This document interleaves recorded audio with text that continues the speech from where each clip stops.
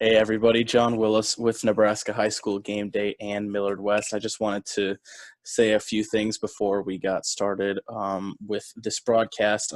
First of all, it doesn't start until a few minutes in to the actual broadcast. So the first part of our live show unfortunately got cut out, just having some issues there. And yeah, we did have some issues with the live broadcast, and that's why we're putting up this recording.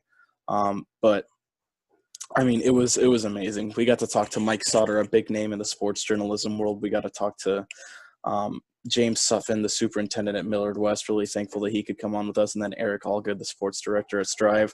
It was an amazing first show, I mean, every first show has its ups and downs, some bumps along the way. And unfortunately, we had to deal with some issues with the wireless and with lagging and things like that. But this recorded version is much better. It actually moves along and you can see us. But yeah, hopefully next time we do this show, it'll be in person. If not, we're going to figure it out. We're going to make these broadcasts as good as we possibly can. But yeah, we just want to produce the best content out for you while still getting you these in-depth looks at football. And of course, this super long show for our first one with many cool guests. We wanted to make sure we still got this one out. So yeah, still a great show. It starts a little bit in, but I would love if you guys could check it out. We got an interview with Dr. Sutfin pretty soon after the broadcast starts. And then Eric is with us for a lot of the second half of the show. So yeah, thank you guys for stopping by and hope you enjoy. Ton of playing experience as tight end slash they'll play the inside receivers, and then you have Keegan Johnson and the freshman, true freshman, Davon Hall for Bellevue West is going to be on the outside opposite Johnson. So, he's got a lot of expectations as a freshman. He really does, and probably my fault that I wrote about it. So, but we'll see. Yeah, Lincoln North Star with a bomb. Touchdown right there. They lead the game to start it off with. Going to look for the PAT here soon. Good way to start it off. Mm-hmm. That was at least 55-plus yards on the throw. Yeah, first touchdown of the year. Good to see. Yeah, especially just kind of airing it out, throwing that baby. It was good. So, Mike, go ahead. Yeah, so here's something that I've always had a little bit of a thought about, especially I've seen a lot of schools do this kind of setup and work to, the regular PAT system or do something weird with this. How do you feel like as a recruiting specialist, like what do you see in this move for a PAT? Like what exactly is the true strategy behind it? Well, you really just can make a call based on the defense here. So it's called swinging gate is basically what it's called. You can make a decision on if you like the matchup of who's playing linebacker there.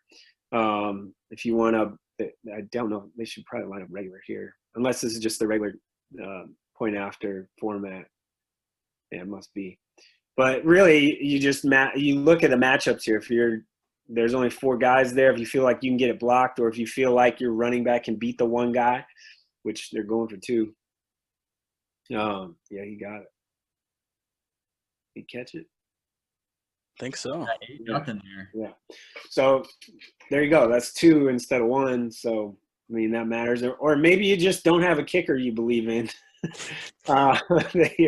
So you do that. That was kind of a gamble from like the 10 or whatever it was, 8. But that's all right. He made it. It's good on them. That's really the strategy behind it. Then you can just swing those guys over, line up, kick the regular PAT. Specifically if like at smaller schools, a quarterback is sometimes the kicker, most of the time the kicker, or the running back or whoever, just an athlete. And so you can kind of make that decision just split second, really, or you have a hand signal from the sideline to make that decision, or some sort of a signal from the sideline to either kick it or end up going for 2. So with all this COVID stuff going on, Mike, how confident are you personally that we're going to be able to play the full season? At this point, I'm pretty confident. You talked to me 3 weeks ago, I'd say, all right, let's give it a whirl. But at this point, I'm pretty confident. I think, the one and what everyone kind of goes to, and I still think some of that thought is Class A is still very much so a question if the season will finish. I do know, and I feel very strongly that, 6-man, 8-man, C1, C2, I think those will go off just fine. But Class A for sure is going to be like, all right, how can we let's make sure everyone's doing what they can do to get it done. So we'll see. I do think there'll be hiccups with players having to sit out a game or maybe two, and that I do think that'll happen. Maybe even coaches will end up having to sit out a little bit, but I think some of that'll happen. I think there's potential for some even more no contest games to happen and games to get rescheduled and that. But I do feel like that those lower classes, they're for sure going to happen, or have a full season, I guess I should say. What an amazing catch right there! Great throw. Snags it off the cornerback there and runs it in for the touchdown. Cynic, their quarterback, Cynic, he's a good little player. He's kind of small in stature. His dad's a coach, but he can sling it, and they put up a lot of points and a lot of yards. He's small, but he can get it done. That was a good throw. It was a great catch. Especially running out of the pocket, being able to get off balance and be able to put that throw off. Yeah, that was really good. Looks like we might have a bit of a barn burner here. Defenses don't look too good so far. And that's normally not how it works on the opening night. It's normally a lot of defense wins that battle just because people haven't been playing and stuff. So these two offenses look like they'll be getting after it. That'll be fun. Oh yeah. I mean, have you guys been to Seacrest? I'm not sure if John has. I have, but it's a really nice area. It's kind of weird with how it kind of dips down. Yeah. Between the baseball field there. I play there in the spring for different tournaments and stuff. It's a really great facility to kind of have a really good game. And I mean, the grass is always the nicest. It is over in the corner. The whole facility is really well put together. Yeah, it is, and it's easy to get to from Omaha. I know that, but I will tell you that little swath down there, like, because it's down in that pit, and man, if you're on that field and you're in the back, you're in either end zone, kind of behind the end zones, specifically on the south side, the other side. If it's like a night like tonight and you don't have bug spray, good luck. Specifically, you got sports on. 2-point conversion is good. And also on a hot night like tonight, I mean, there's such a big advantage to the home team because they're totally in the shade, and then on that other side is all sunny. So as you can tell, fans and all that, it'll get obviously the clouds will start coming as the sun goes down. But in one of those 4:00 in the afternoon games at Seacrest, man, it can get hot over there. So specifically early in the year. Yeah, I remember last year when we went up against Lincoln Southeast for the first game. We didn't end up super well in that one, but ended up getting back in the playoffs. But I mean, it was a really hot atmosphere over there. There weren't a lot of West Side fans out there. It's a small student section, but I mean, it can get really hot over there. And I mean, you still can see the game pretty well, especially when you're closer down to the field. But yeah, I mean, it's a good atmosphere. It's pretty fun, but especially for those 4:00 games, it can be a little bit weird. Yeah. It's hard to get fans like for those 4:00, and parents have to take off work and stuff like that. So it can be a challenge. It's obviously good for someone like me that likes to go to a lot of things. I can go to a couple games in a night, so that's normally good. Let's see. This will be interesting if Hastings can get this done. I know North Star had pretty high expectations coming in this year, or higher than normal coming in this year. But,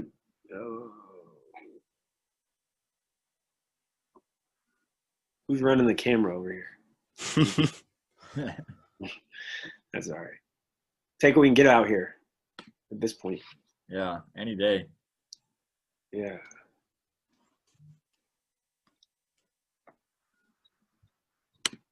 Let me see.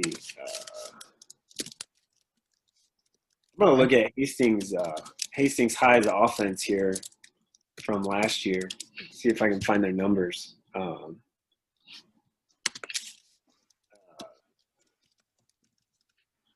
know they put up a ton of numbers last year. It's crazy. Mm-hmm.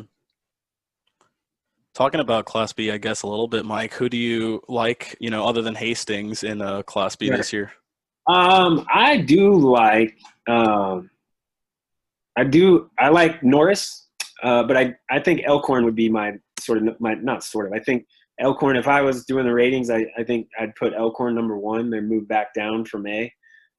They got a lot of depth, some playmakers. They have Robinson is a playmaker for them who's really good. Isaac, Drew Christo's playing, which is good.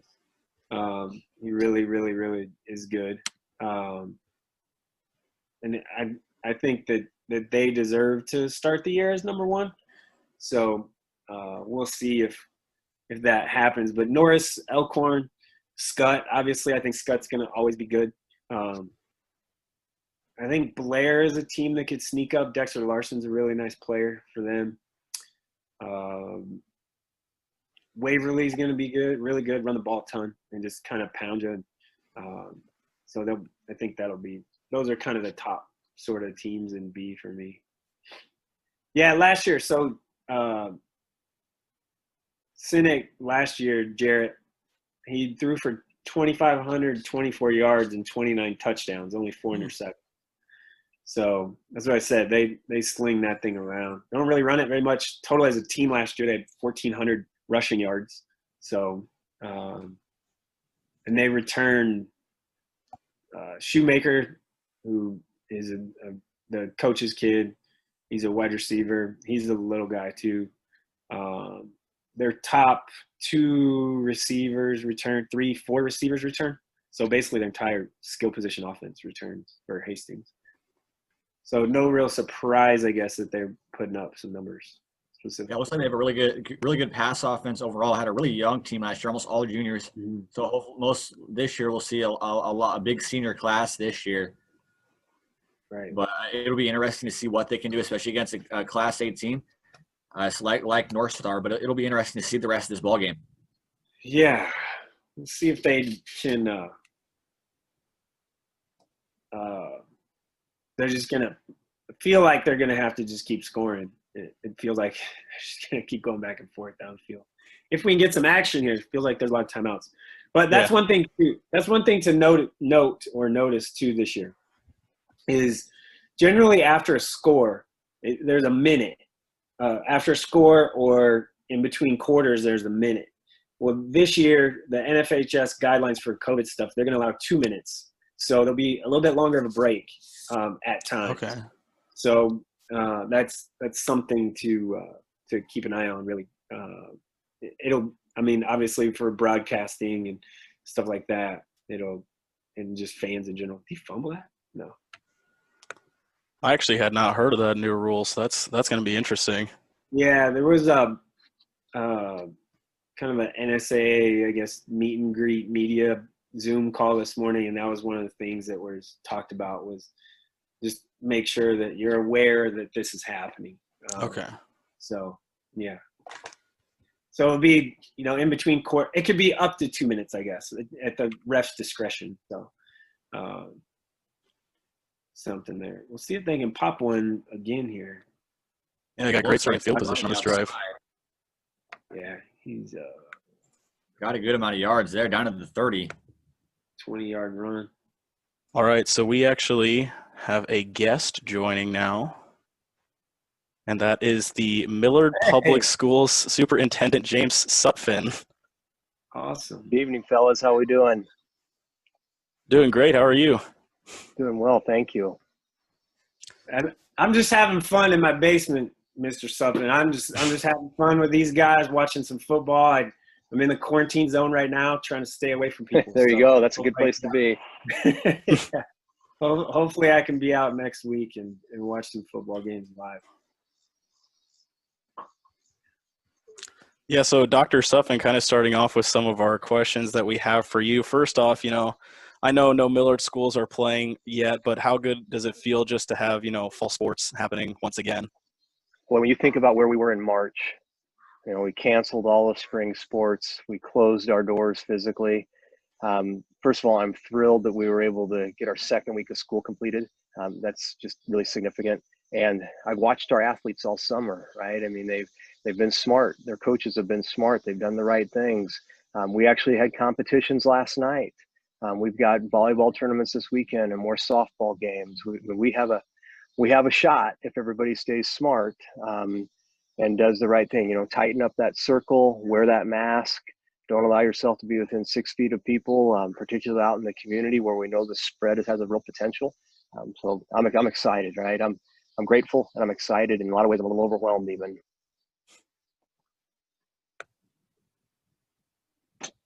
Nick with that run, look at that, man! They're moving the ball. Was there a penalty on that long run? Yeah, it looks like there was a hold just by one of the linemen earlier, and they move it back. Who's playing here? Here tonight, we got first Class A game of the year. Lincoln North Star is going up against the Class B team, Hastings. Very good. So exciting for them too. Yeah. Dr. Sutfin, what's just a question while we have you here, I guess. What's been the biggest challenge for you and as a decision maker throughout this whole pandemic from March till the start of the year? What's been the biggest challenge, would you say? You know, I guess what I would probably say is that you have no control, right? You don't have control on what people do. And so you're constantly in a response. And that makes it tough. You know, we're as educators, we're planners and we're doers, and you just are so limited by what choices people make.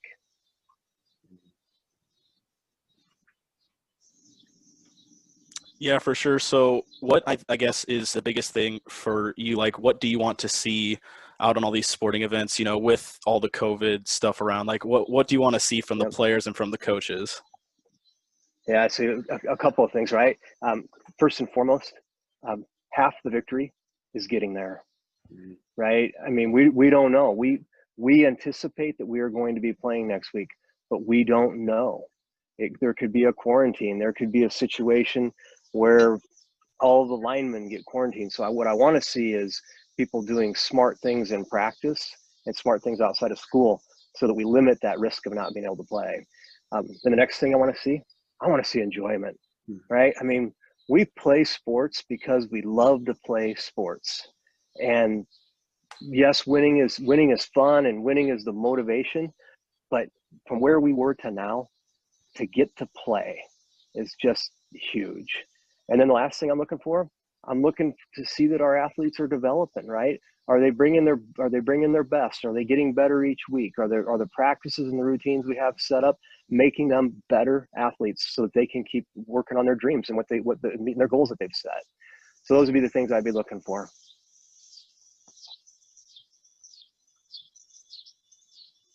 Is it how big of a challenge is the decision to, I guess that was more Chad Zimmerman and the athletic directors, but the decision on, you know, limited number of fans and no students in student sections and those sort of things. That's, you know, that's another thing that the kids and memories are made in those student sections, right? Cheering on a team. You know, I'm sure that wasn't an easy call for administration. No, it's not. It's, you know what, it's not an easy call. None of it is. So I'll tell you, it becomes about loyalty, right? I watched our athletes do what they needed to do this summer. I watched our coaches do what they needed to do. So my loyalty at the first is with our athletes and our coaches. You know, then it's second is I watched our parents sacrifice, and our parents have given a lot to make this work. And so the loyalty is next with them. And as much as I love our fans, and in Millard, we got crazy fans, right? We got the best fans anywhere. And I hope that we can get to a place where we can get them back in the game. But right now, the focus has got to be on our athletes getting to play and our parents getting to watch their kids play, right? And then maybe things happen and we can be in a spot where we can increase that number of people that are able to attend. It makes me sad, right? I love Friday night. I love Thursday night. I love just watching our kids do what they love to do.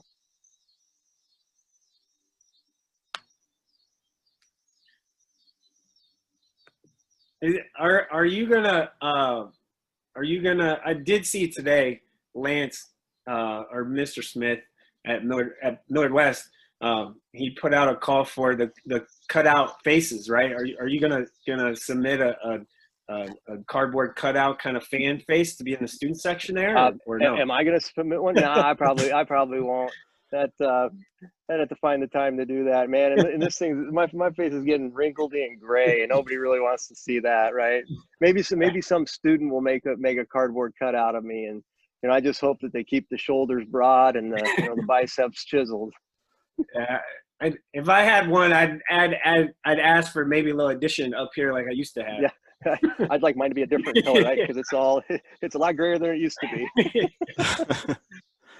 Yeah, I definitely could think of a few students at Millard West who would probably submit one of you, Dr. Sutfin. We maybe give some people some ideas here. Yeah. There we go. Yeah, my intentions are to watch the first game as a stream, right? I'm excited about it. I want to make sure that we're giving space for our fans to be there, but I will be watching, right? And never know, I might have to sneak in. I figure that I'm just so tickled that we got a shot, and it's just like our class, it's just like our school, right? We have to expect that we're going to have quarantines and positive cases, and we may anticipate at some point we have to close a classroom or a grade level, but we're going to do the quarantine and we're going to get back at it. Same thing is true with the football and the volleyball and cross country, whatever it is. We work to do our best. If we get to the spot where we have to quarantine, we do that, and then we come back. It could be a really disrupted season. It can be a really disrupted school year, but it beats being at home like we were in March in a lockdown, right? That was tough. Yeah. A question for you is, you said it, and I fully agree. Giving students and student athletes and parents and everyone, giving them a shot. Yep. Like, just let's try it. Like, how important is that? And the decision to, start school, and I'm not even talking athletics, I'm just talking just in general. How important was that to just give us a shot, right? That's what I always said all summer. Like, let's just try, man. Give them a shot. So I think it's really important, right? I mean, we have to look at our data that feeds our schools, and look what our zip codes and that information is.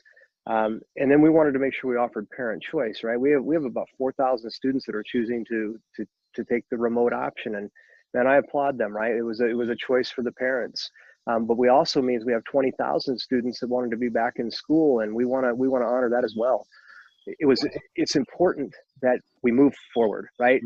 Martin Luther King Jr., I think, and I won't be able to say it exactly the way he said it, but he one time said, if you can't fly, then run. If you can't run, then walk. If you can't walk, then crawl. But whatever you do, keep moving forward. We have to keep moving forward, right? We just have to.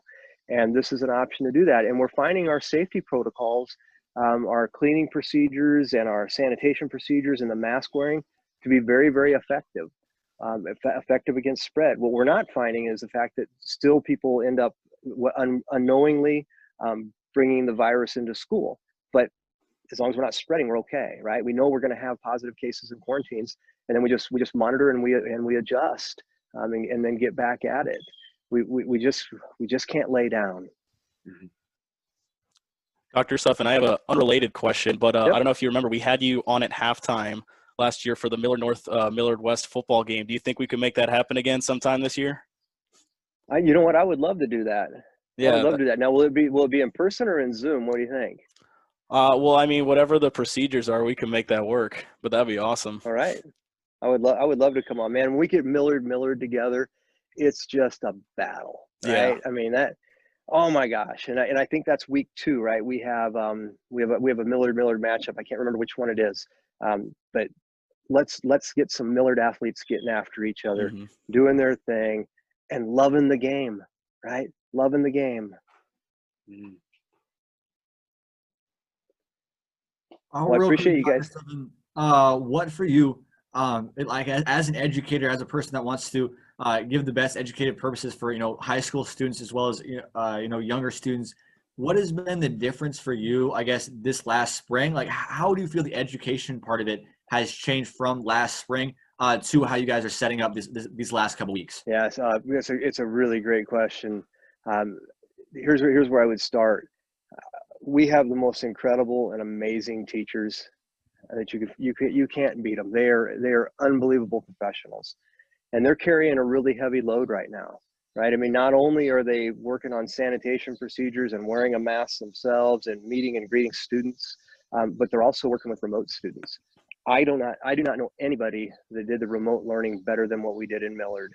And I think that is paying dividends now, because we have that mindset of how we extend that classroom beyond the walls of the classroom. And I think we'll continue to evolve and grow in that. We all have to realize that we're going to try, right? We're going to try some things, and we're going to have successes, and we're going to have failures. But failing is just another opportunity to do it again a different way, right? It's a no pressure situation to give your best and to take risks, and take those risks to grow. I mean, necessity, right? Necessity drives invention. Necessity drives innovation. And we have been stuck since March into a time of necessity. And the byproduct of that is invention and innovation. And maybe as we come out of COVID and we recover, because we will, at some point, we will triumph over COVID, we will have a skill set and an understanding of learning that we've never had before, and it will be applicable for the rest of our lives. So as hard as it is, there's also an optimistic piece that as human beings, we're going to adapt and we're going to grow, we're going to try, we're going to have successes, we're going to have failures, but that's life, right? That's life. Yeah, for sure. Yeah, I guess for you as well, especially, with a fall sport like football, the amount of fans it brings in, the amount of just overall people that it brings into football.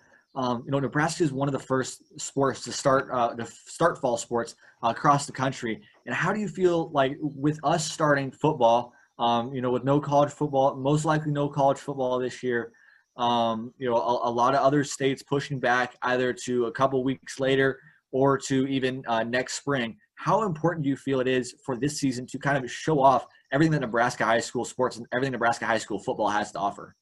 Yeah, I think it's a great opportunity, right? Nebraskans are the hardest working people anywhere. We just work hard. We're also smart people. Nebraskans take a lot of pride in what they do.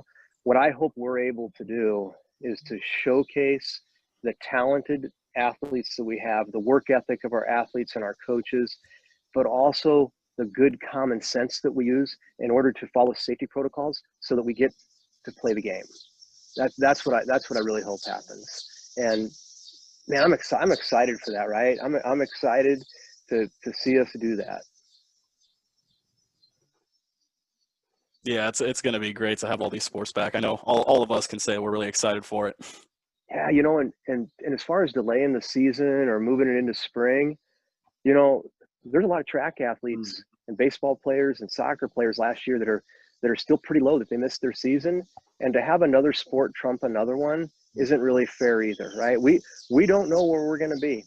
We just don't. There are no guarantees and there are no promises, but we can do our best and we can try. Yeah, and that's a great point. You have so many, and just from an athlete part, there's so many multi-sport kids that play baseball and basketball and football and volleyball and track and all that. Like, how do you can't play two at one time, right? Like, not on the high school level. I mean, summer stuff, sure, maybe, but like that, just the logistics of that would be just so hard to do. I think, in my opinion, but I'm glad, obviously, I think as everyone else that we're watching this happen right now. Yep. Yeah.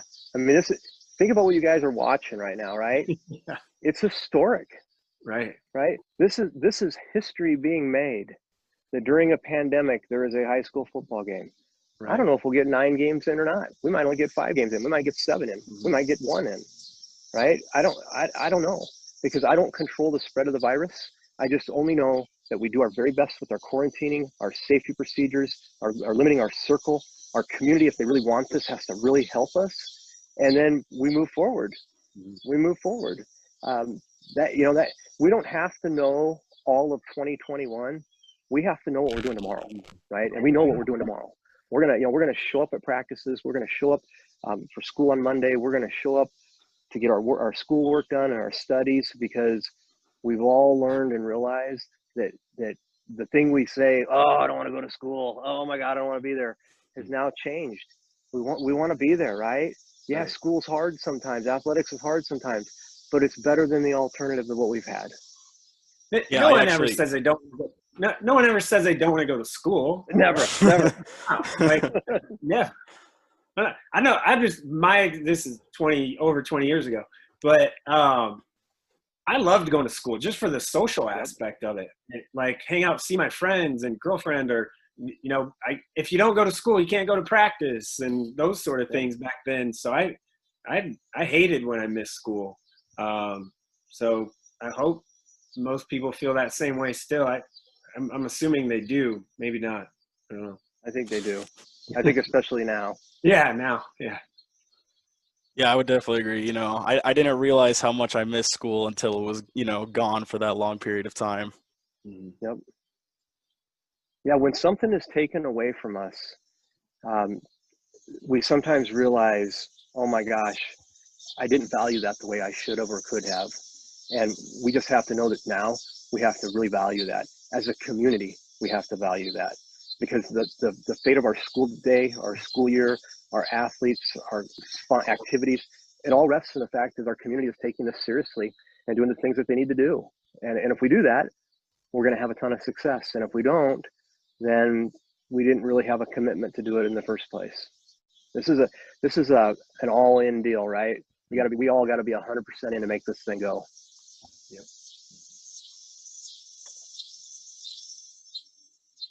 Well, I appreciate the opportunity to come speak with you guys. Yeah, it was great to have you on. Yeah, thank you so much for joining us. Well, you know what? I just have one last thing. Absolutely appreciate being here. And you know what?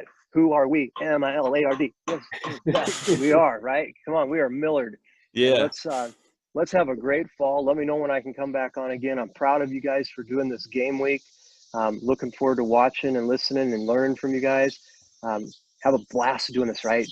Take this opportunity and make it golden. For sure. All right. Peace out. See ya. Thank you again. Thank you Have a good again. night.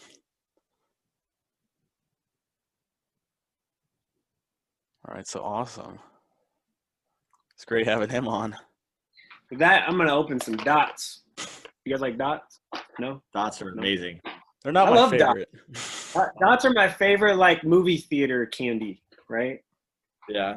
I personally like the Have to go with Kit Kat. yeah. I personally like the Kat. Junior Mints for the movie theater. Oh no. Yeah.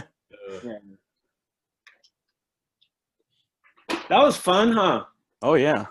Yeah. It's always good to have a guy that's smart doing stuff like this. I didn't know that was good. Thanks for the heads up there. He was probably like, oh, great. Actual, like, World Herald reporter asking me questions. I was not prepared for this. Yeah, it was kind of a last minute thing. I emailed him like an hour before we started the show, so really great that he got back to me. Yeah, he's a good guy, man. Mhm. Like, you guys are fortunate. Yeah, we love him. We love him here in Millard. Ask some other. Never mind. We won't go there. You're fortunate. I'll just say that. Yeah. Yeah, I know I had asked Dr. Lucas to see if he was interested as well as Kirkman, but we got a lot of West Side. There's some West Side banquets tonight that they have going on from about 7:30 to about 9:30. Yeah. So they're pretty busy throughout the night. Yeah, but after a fast start in this game, it's kind of slowed down a little bit. Still 8-8, but Lincoln North Star, at the 30-yard line. So maybe we'll see if they can crack this tie open. Yeah. So much for my great analysis saying, oh, man, we might have a track meet here. Yeah, I mean, there's been a lot more of the running game lately. Lincoln North Star has been pounding the ground game a little bit recently, but we'll see if they can punch it in.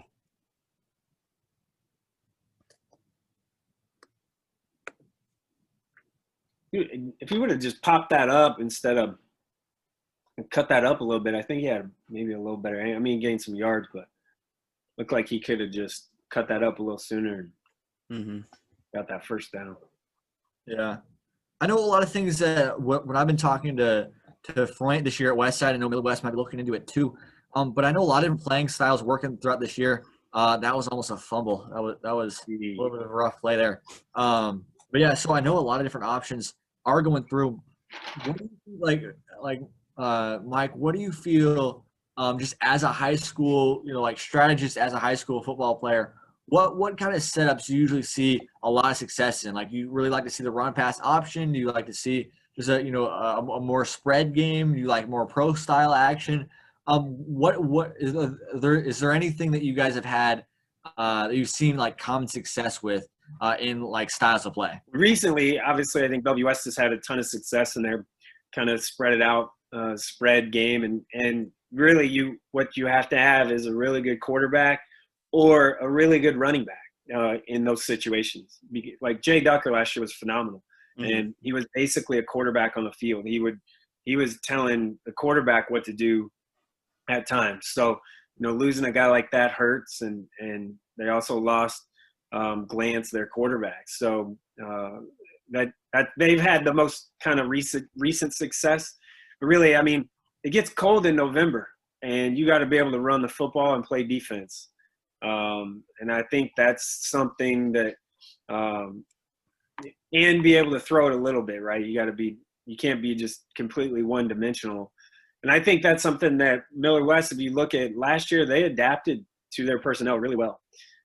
Tristan was really good, and they ran the ball really well. So specifically with him, I think more of probably a blend of it all, really. Probably not as much spread, but more probably just your traditional pro style, where you can go in shotgun and throw it a little bit if you need to, but you also have a fullback and can run it and get in the I formation and get after people a little bit.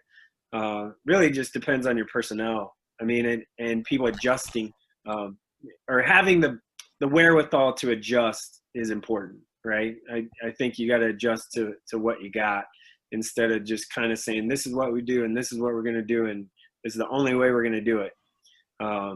That's harder to do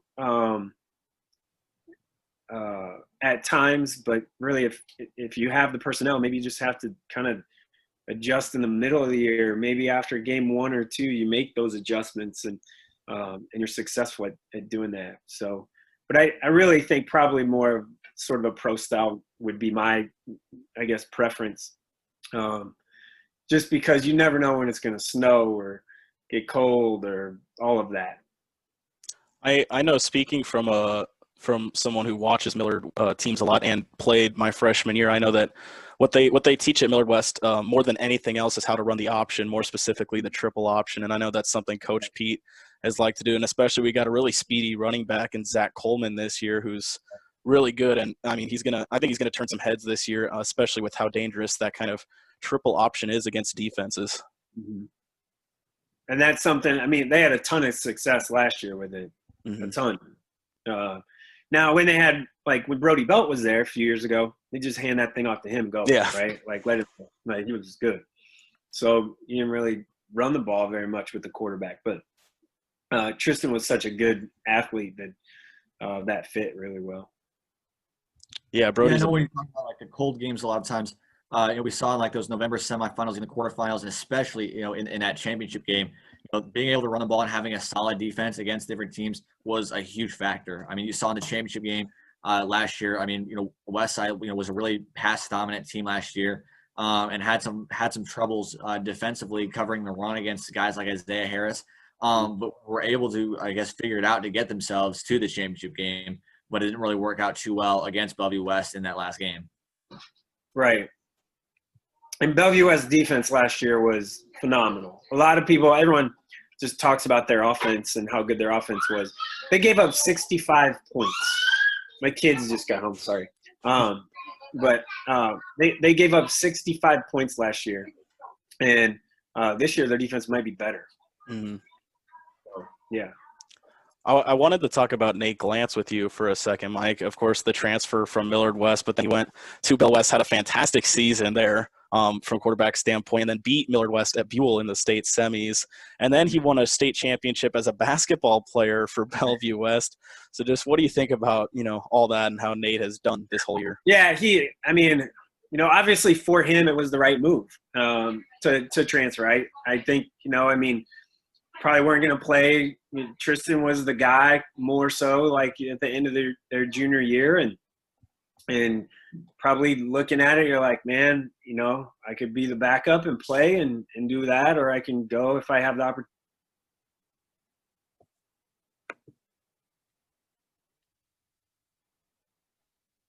I think we might have lost them. Yeah, it looks like Sautter might have froze there for a second. We'll see.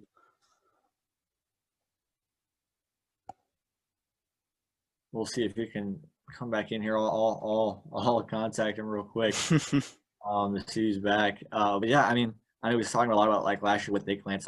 Especially a decision like that to be able to win 2 state championships, and a program like that overall is just amazing to see. When you have multiple of your main sports, I guess, bring in championships. And it's gonna be really fun to see if Bellevue West can kind of possibly repeat this year, especially in both the sports. They have an opportunity.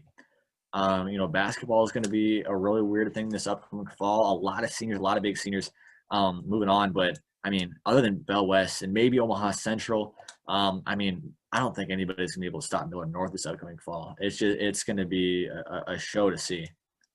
Yeah, one thing I do know, though, is Bell West has got a solid wide receiver core. And they got that great defense. I think the big question is, with Nate Glantz being gone, is what the quarterback situation is going to look like. And I know that's a big question for Millard West as well. So, yeah, we'll just have to see how that goes for Bell West. But I think Bell West is definitely a contender to compete for the state championship this year. Yeah, it's going to be fun to see. There's a lot of great players all around. I just like he was, Sautter was saying earlier.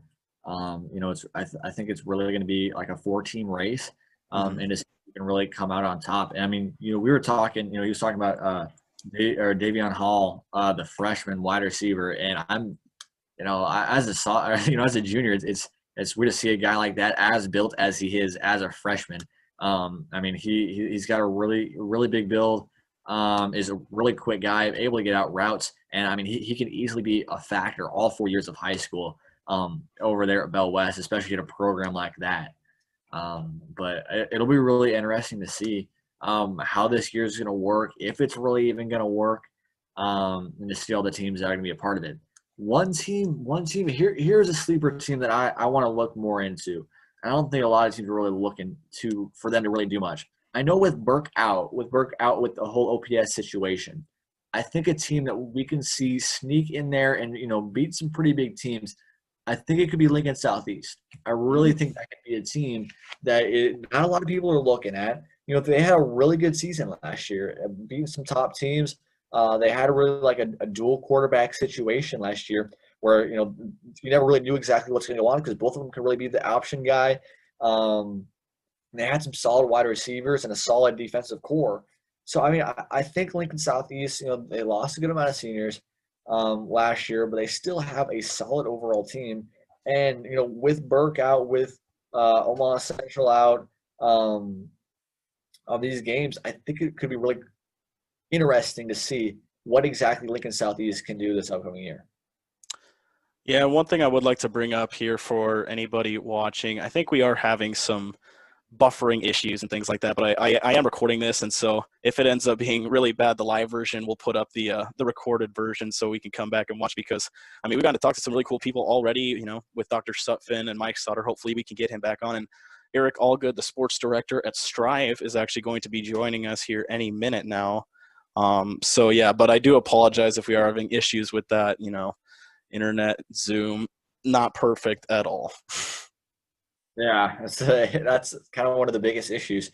I know that would have been a great question for Dr. Sutton over there at Millard, especially the challenges that come up with a lot of online options.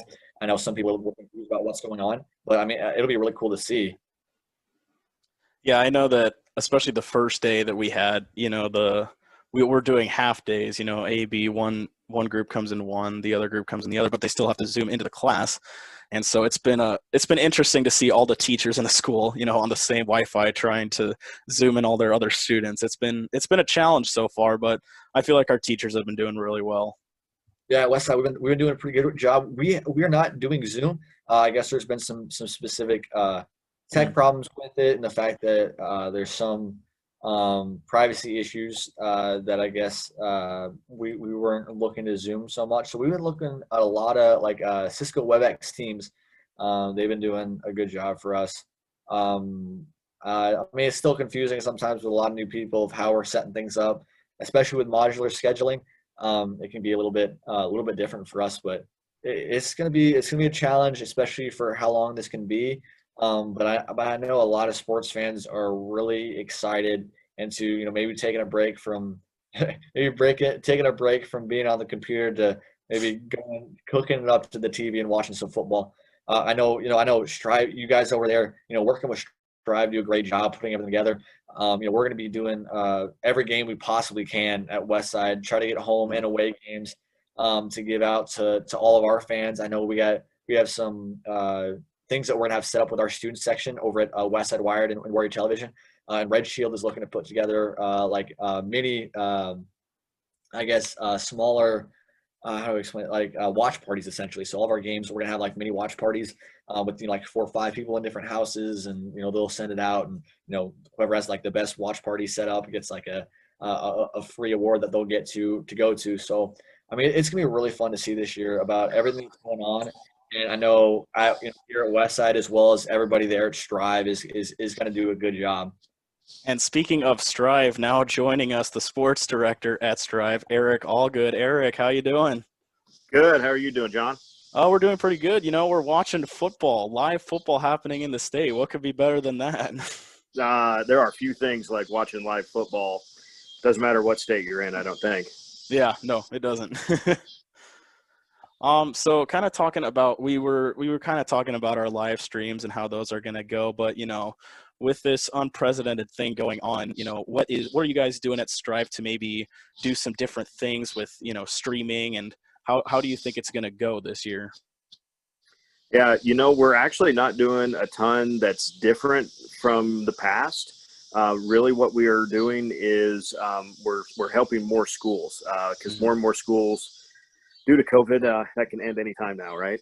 But due to COVID, schools in different locations of the state are having to limit crowds or, say no visitors, stuff like that. So schools are really kind of taking it upon themselves. Okay, if we're going to limit who can be in the stands, then we need to be able to make sure that these kids have the opportunity to be seen by other people, especially if we're not allowing, visiting fans. So it's I don't want to say it's right place, right time, but it's if the school has the means to do it, then we've kind of have the platform ready to go for them, and it's a matter of getting some new schools sign up. We've had a record fall so far, and it doesn't feel like it's slowing down yet.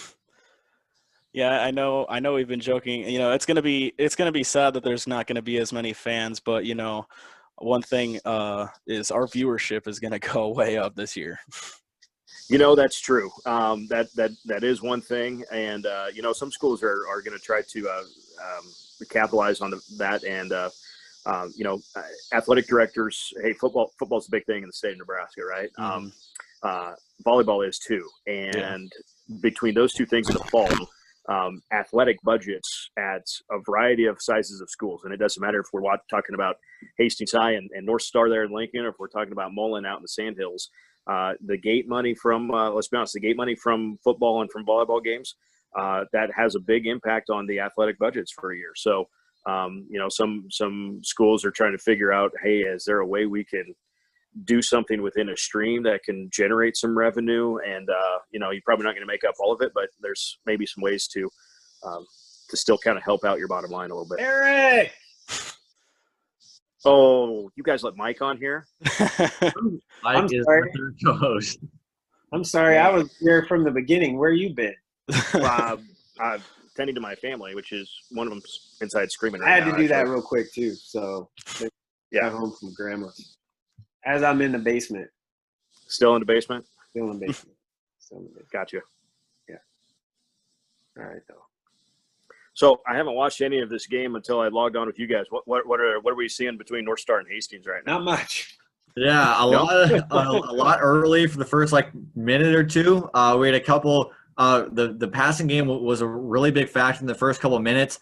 Both schools went for two to start it off with their first 2 drives, scored touchdowns, went for 2, and then after that, it's been a little bit rough on the running game so far. A lot of run plays, a lot of quick slants, but not a ton of big plays yet so far in this second quarter. You know, and sometimes in week one, coaches they're not too far into the playbook just yet, especially with what they might want to call. You know, sometimes you gotta save a few back. So sometimes it can be a little vanilla in the opening week, and you just kind of roll out. You know, the other thing that's got to be different, and Mike might have a little better handle on this. I've been buried in calls with schools. So he might have actually been paying attention to some practice stuff, but surely practices have looked a little different for coaches, right? They've probably had to adjust how they do drills, and so you know, guys have probably gotten different reps in the preseason, and now that, you know, this week game week for these guys, and you know, everybody else has one more week before opening night, but surely that's practices themselves have looked a little different. Mike, what have you seen? No, All the same stuff. Kind of, yeah. Yeah. A little more like mask wearing, social distancing, a little more mask breaks, water breaks, but no, I think it's been pretty normal. From what It's got to be good. It's got to be good for the kids too, right? And coaches and everybody. This is something that should happen. It should be 98 degrees on opening night, and we should be just sweating at noon thinking about a football game tonight, right? Right. I'll be kind of curious. Hastings in Class B, Jarrett Sinek had a really nice year last year for the Tigers. Dude can sling it. He's got an arm that can put it in some different spots. So there'll be an interesting matchup for anybody, especially in B this year.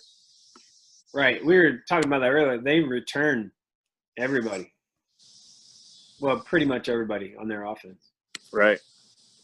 Yeah, he was making a lot of nice throws early on in this game, and I know he's ran a couple for a good amount of yardage. Yeah. I saw him last year against Alliance and against York, and nice command of the field, I thought. You know, that's a tough thing to do as a high school kid, is be able to see everything that the defense is presenting to you and trying to make the best decision on where to go with the ball. But I was pretty impressed with his ability to kind of not just necessarily lock on to one side or even one receiver, but to really kind of see things as they would develop, and you know, good enough athlete to be able to make something happen if he needs to pull it down and move with it. Yeah, a big senior class this year for Hastings. They had a lot of guys, only 2 seniors last year, both wide receivers on the offensive side of the ball. Neither of them got too much playing time, but they did pretty well. But overall, it's mainly a senior stacked lineup with a couple of juniors here and there as starters. On the defense, it can be a little bit different, a little bit of a mix. But yeah, I think the defense is the biggest question for Hastings, from at least what I've seen. But I think it'll be a really good year for a lot of guys who have worked out, who have gotten a lot bigger this offseason, for them to get, I guess, their biggest chance at, you know, maybe making a run to the state championship. Yep.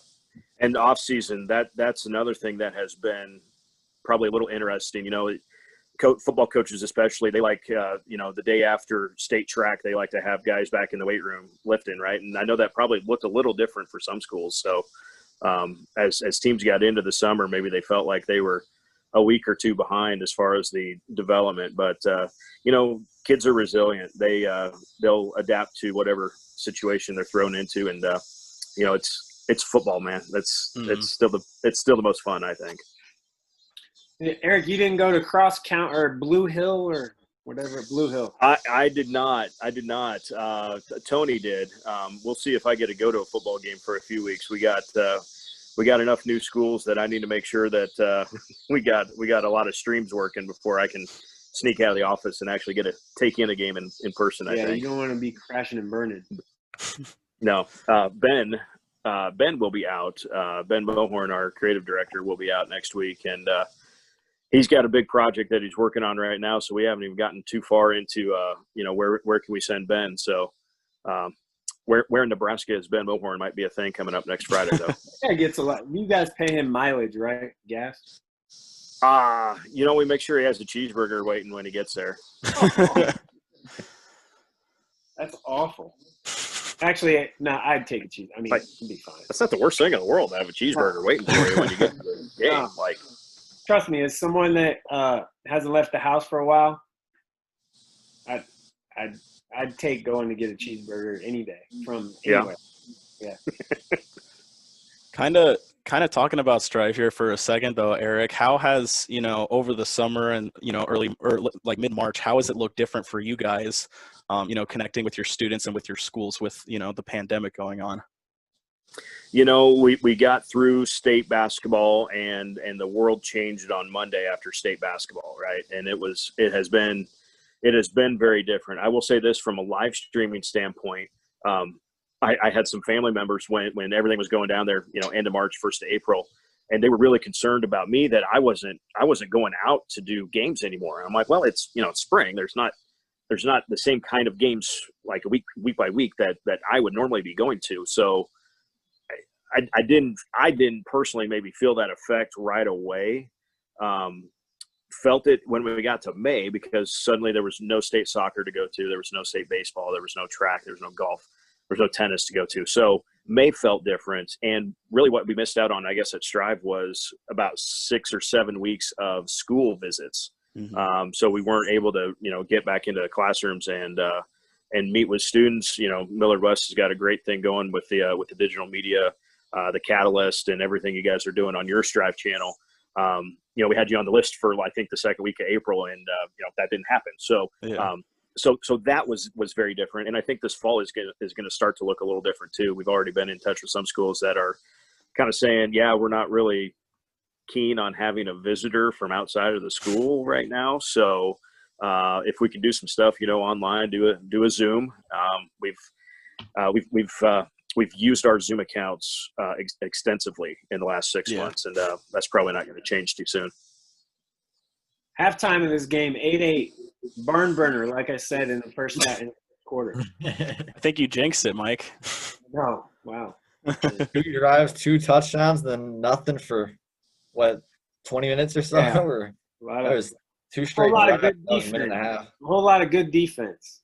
Mm-hmm. Yeah.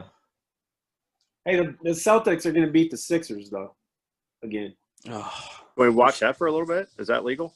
I don't think so. I don't think so. So I got a funny Seacrest story since it's halftime and nobody's watching us anymore, right? So I was on Seacrest Field in October. This would have been like October of like 97 or 8. Had to be October of 98 because that was where state marching band was, and it was so it was in October and it had rained like all week in Lincoln, I think, and that field had grass. I don't know, it probably at least had a doubleheader from Friday night on it, and it probably had a Thursday night game, so it probably had 3 football games with all this rain on it, and then state marching contest was Saturday, and that field, I am not kidding, was straight mud. There was grass in the end zones, and that was it. And the rest of it was just mud. And I remember they painted the yard lines for state marching contest between like every band because, a good marching bands line up on the yard lines. They use the hash marks because they're already on the field. And after a band was done, you couldn't see any of it. Like they had kicked up all the mud and covered up the lines. So they had to repaint it.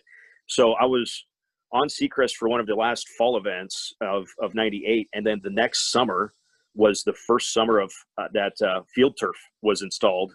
And I believe Seacrest was the first field of field turf in the country.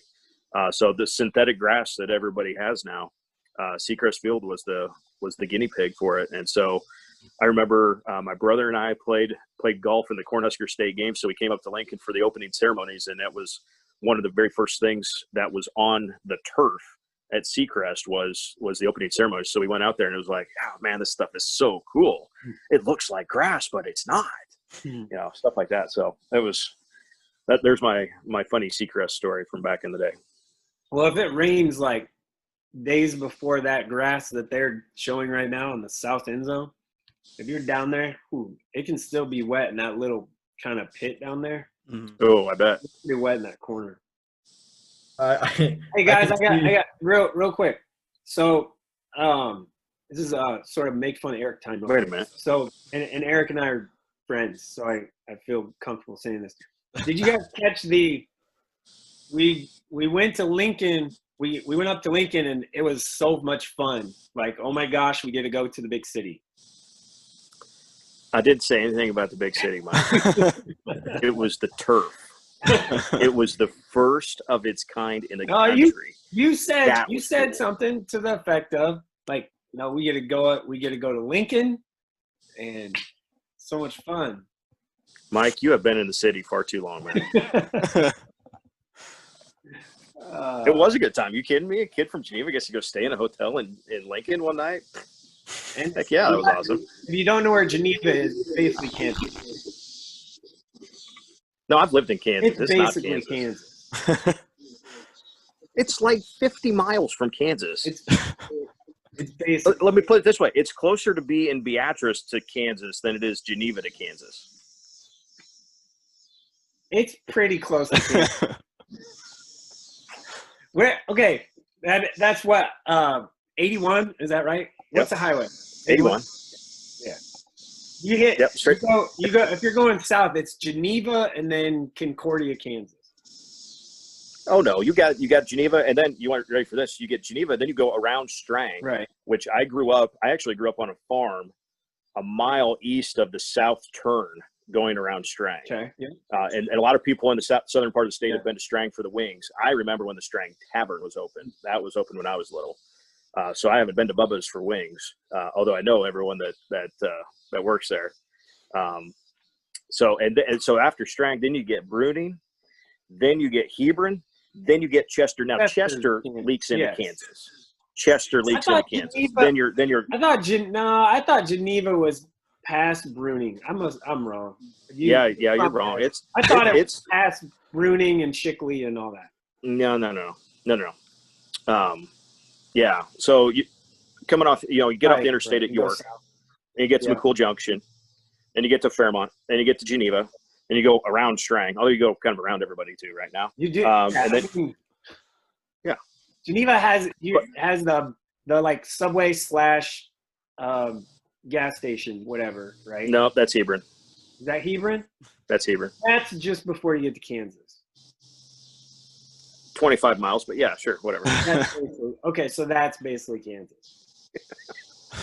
All right, so I'm sorry. Somebody's got to stick up for the SNC, man. My Southern Nebraska Conference. You're killing me. Like Fillmore Central, Thayer Central, all of those co-ops and consolidations happen like as I'm getting out of high school.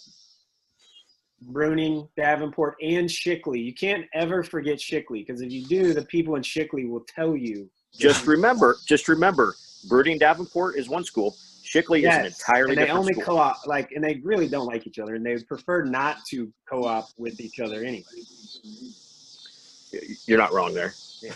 What I thought the hilarious thing was, and this has probably been 4, maybe 5 years ago, but so they co-op every sport, but not every activity, right.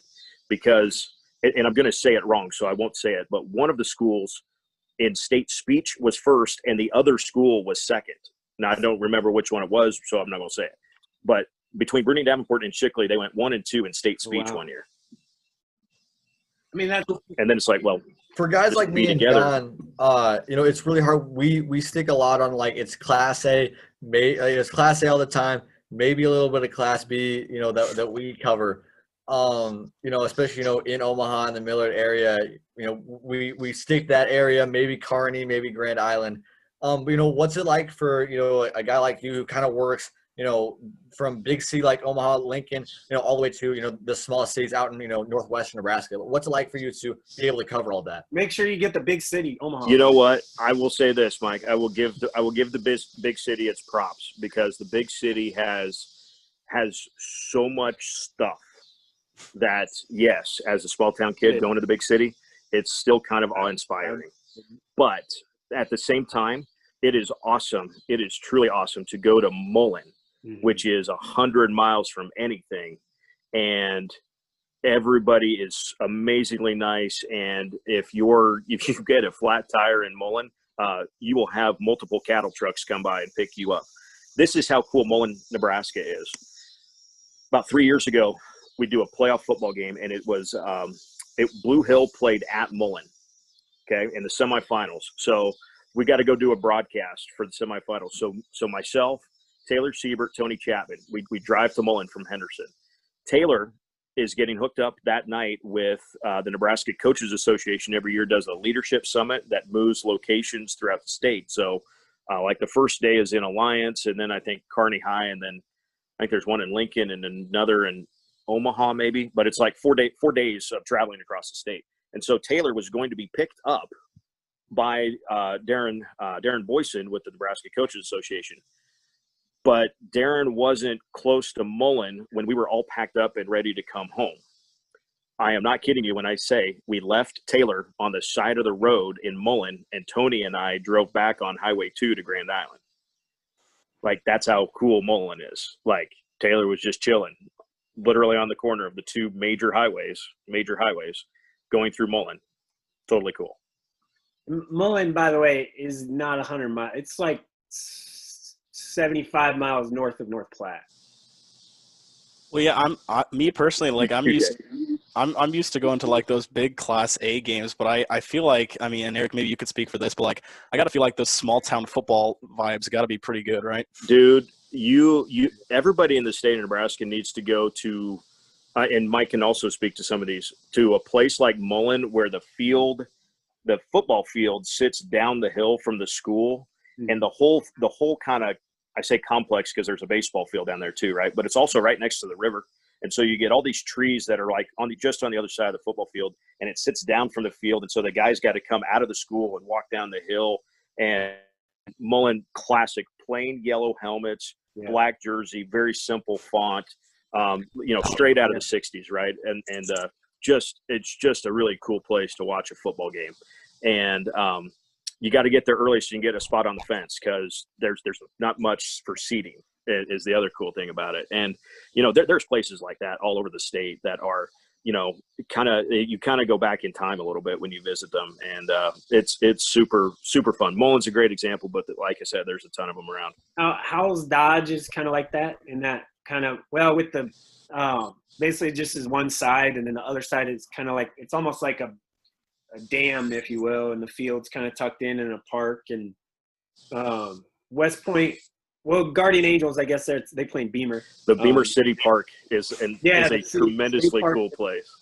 Yeah, and another one in that kind of area, Clarkson Lee is very similar to that too, where it's you drive in a city park. It's actually on the fairgrounds, kind of like that. Wymore, I went to last year, was like that too, and people watch the game from their cars. And that's normal. So kind of fun, especially if it's cold out. Right. Yeah. And, it's a little bigger as far as, because it's a Class B, but it also feels like it's a small town, is York. And if you haven't been to a football game at York, here just in the last few years, they remodeled the grandstand and the press box and the locker rooms there at East Hill Park. And it is a fantastic – there's some other cool places to actually, like, settings to watch a football game. And, Buell Stadium in Millard is obviously a really great stadium to watch it. But, man, East Hill Park has got some atmosphere, like, especially the last couple of years when they've been really good. They got the sound system cranked up. They get the cannon going off from the national. The cannon is not friendly. I tell you what, you if you forget about the cannon, you will be reminded quickly. I did. I was standing on that end zone underneath the goalpost, and they scored a touchdown, and I almost went to the bathroom on myself. That's easy to do. Yeah. So they fire cannon. They literally, the National Guard Armory, guys, is right by the football across field. the fence. So So they fired this big, like, National Guard cannon. Oh, good. Big boom, like big boom after every touchdown. And if you aren't ready, East Hill is great though. You have the outfield, like the visiting team is literally standing on where the shortstop would stand on the baseball field. It's just it is a neat kind of atmosphere. It really is. And what's really interesting, and it's not apparent if you're in the stands. Like, you actually have to be on the field and walk the sideline to know this. But because you're in the outfield of the baseball stadium, which is Levitt Stadium, which is literally like you're there, right? Mm-hmm. Instead of a warning track, which would take up part of the football field. There is a ramp up to the fence in the outfield. Well, that's where the York bench is. Right. And so the York bench, 25 to almost, probably 40 to maybe the other 35 or 30, something like that, is on an incline. Yeah. Like, you are at a definite slant. Now, if you're playing baseball and you're playing center field, you would love that little hill because you knew you were getting close to the fence if you're tracking a fly ball, right? Because they don't have the warning track. But if you're playing football, man, you're just standing kind of on your toes all night. But you can, if you're short, you could probably see over everybody. But it's a really, really unique thing, and you got to be on the sideline to see that and experience that for sure. No, while we're on it, I guess, a place I went to last year for the first time was North Bend. Like, their stadium's nice. I like that stadium. Like, it's a big kind of grandstand. It's pretty neat there. And Oakland Craig is the first time I went to a game there last year in the city park. And what they did to that field to get it back after being flooded a couple years ago is phenomenal. I mean, just the field itself is great, in great shape, and the stands and all that stuff is great. And, at halftime, you got to, if the right person has the suite that they kind of raffle off, you can get some pulled pork or some chicken up in that part. And that was pretty good too. You know what? I've had ribs at Northwest in Grand Island at halftime. So if you're a media member and upstanding, an upstanding media member, Mike, you can probably sneak up there for some ribs sometime. Maybe. Eric and Mike, do you guys, I know it's probably hard to choose one, but do you guys have a favorite stadium that you always look forward to going to in Nebraska? Go first, Eric. I'll let you. Let me think about that.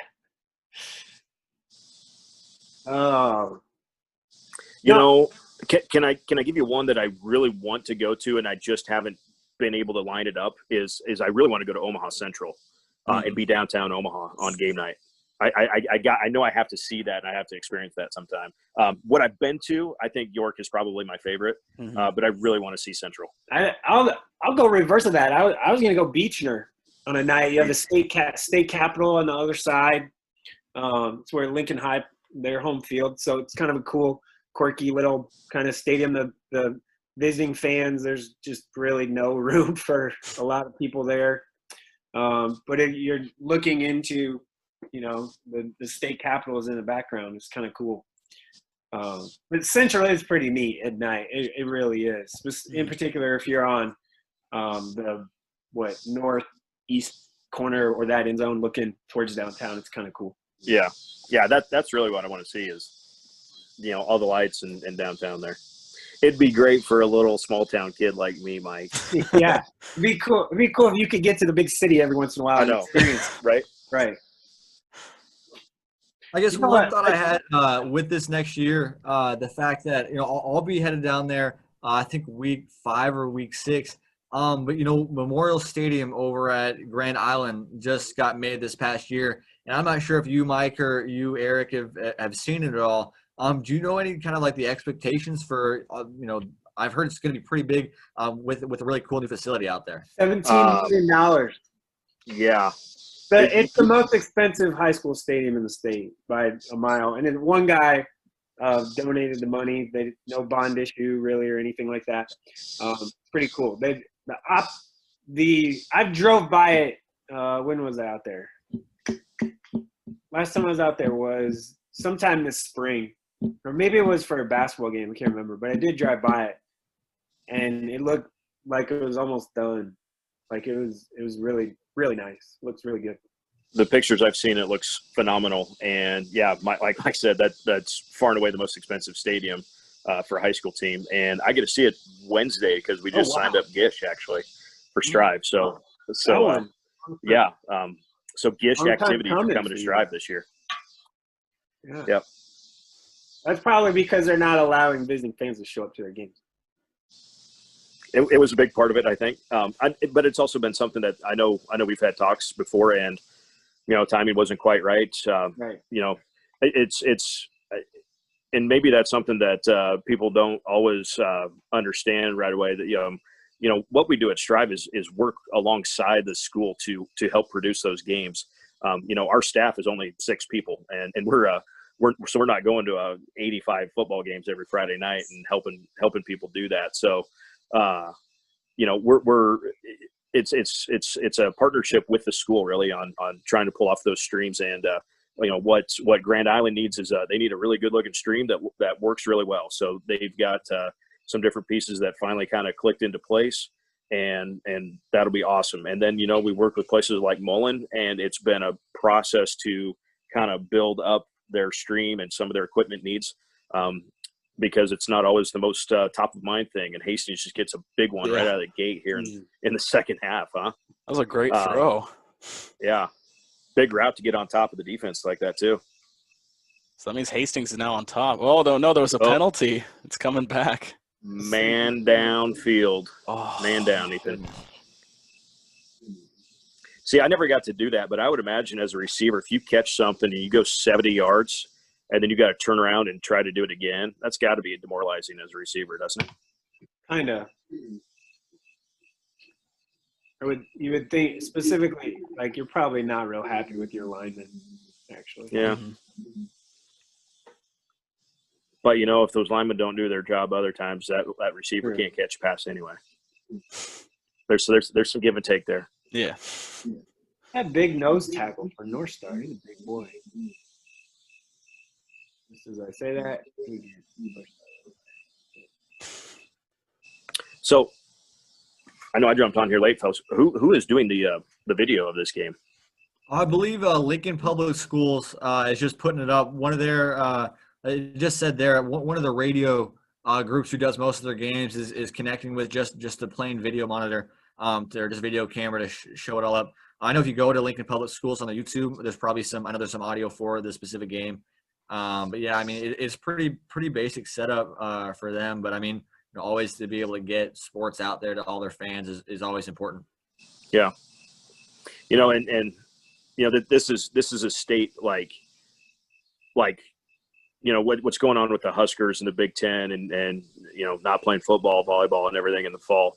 Like that's one thing that I have really noticed, and because I've heard that as a comment about why maybe a school should not stream, because there's the idea, there's the notion, if you will, that if you stream, nobody's going to show up to actually pay to watch your teams. And my comeback to that is, we live in the state of Nebraska, and if there's something that we're tied to, we're going to it, right? Like if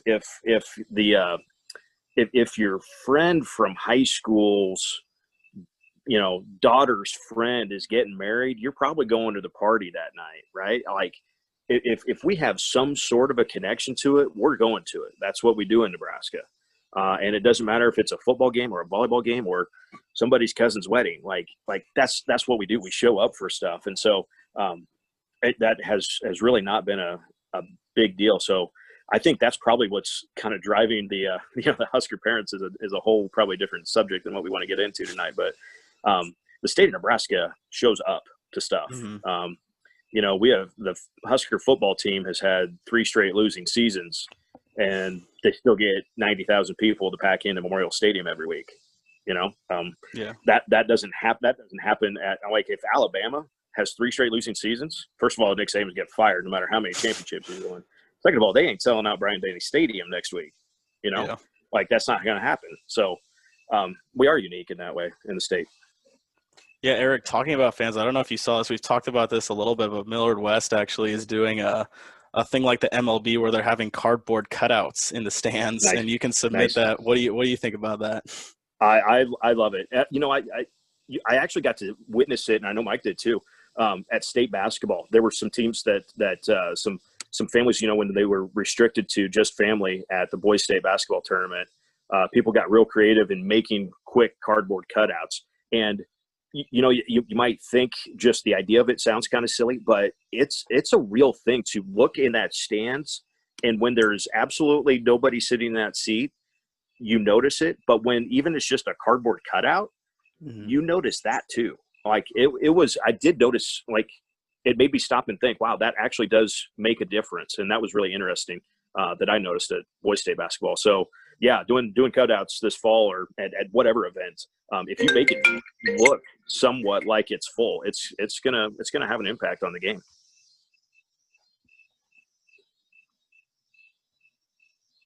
Sorry, guys, my mom's calling me.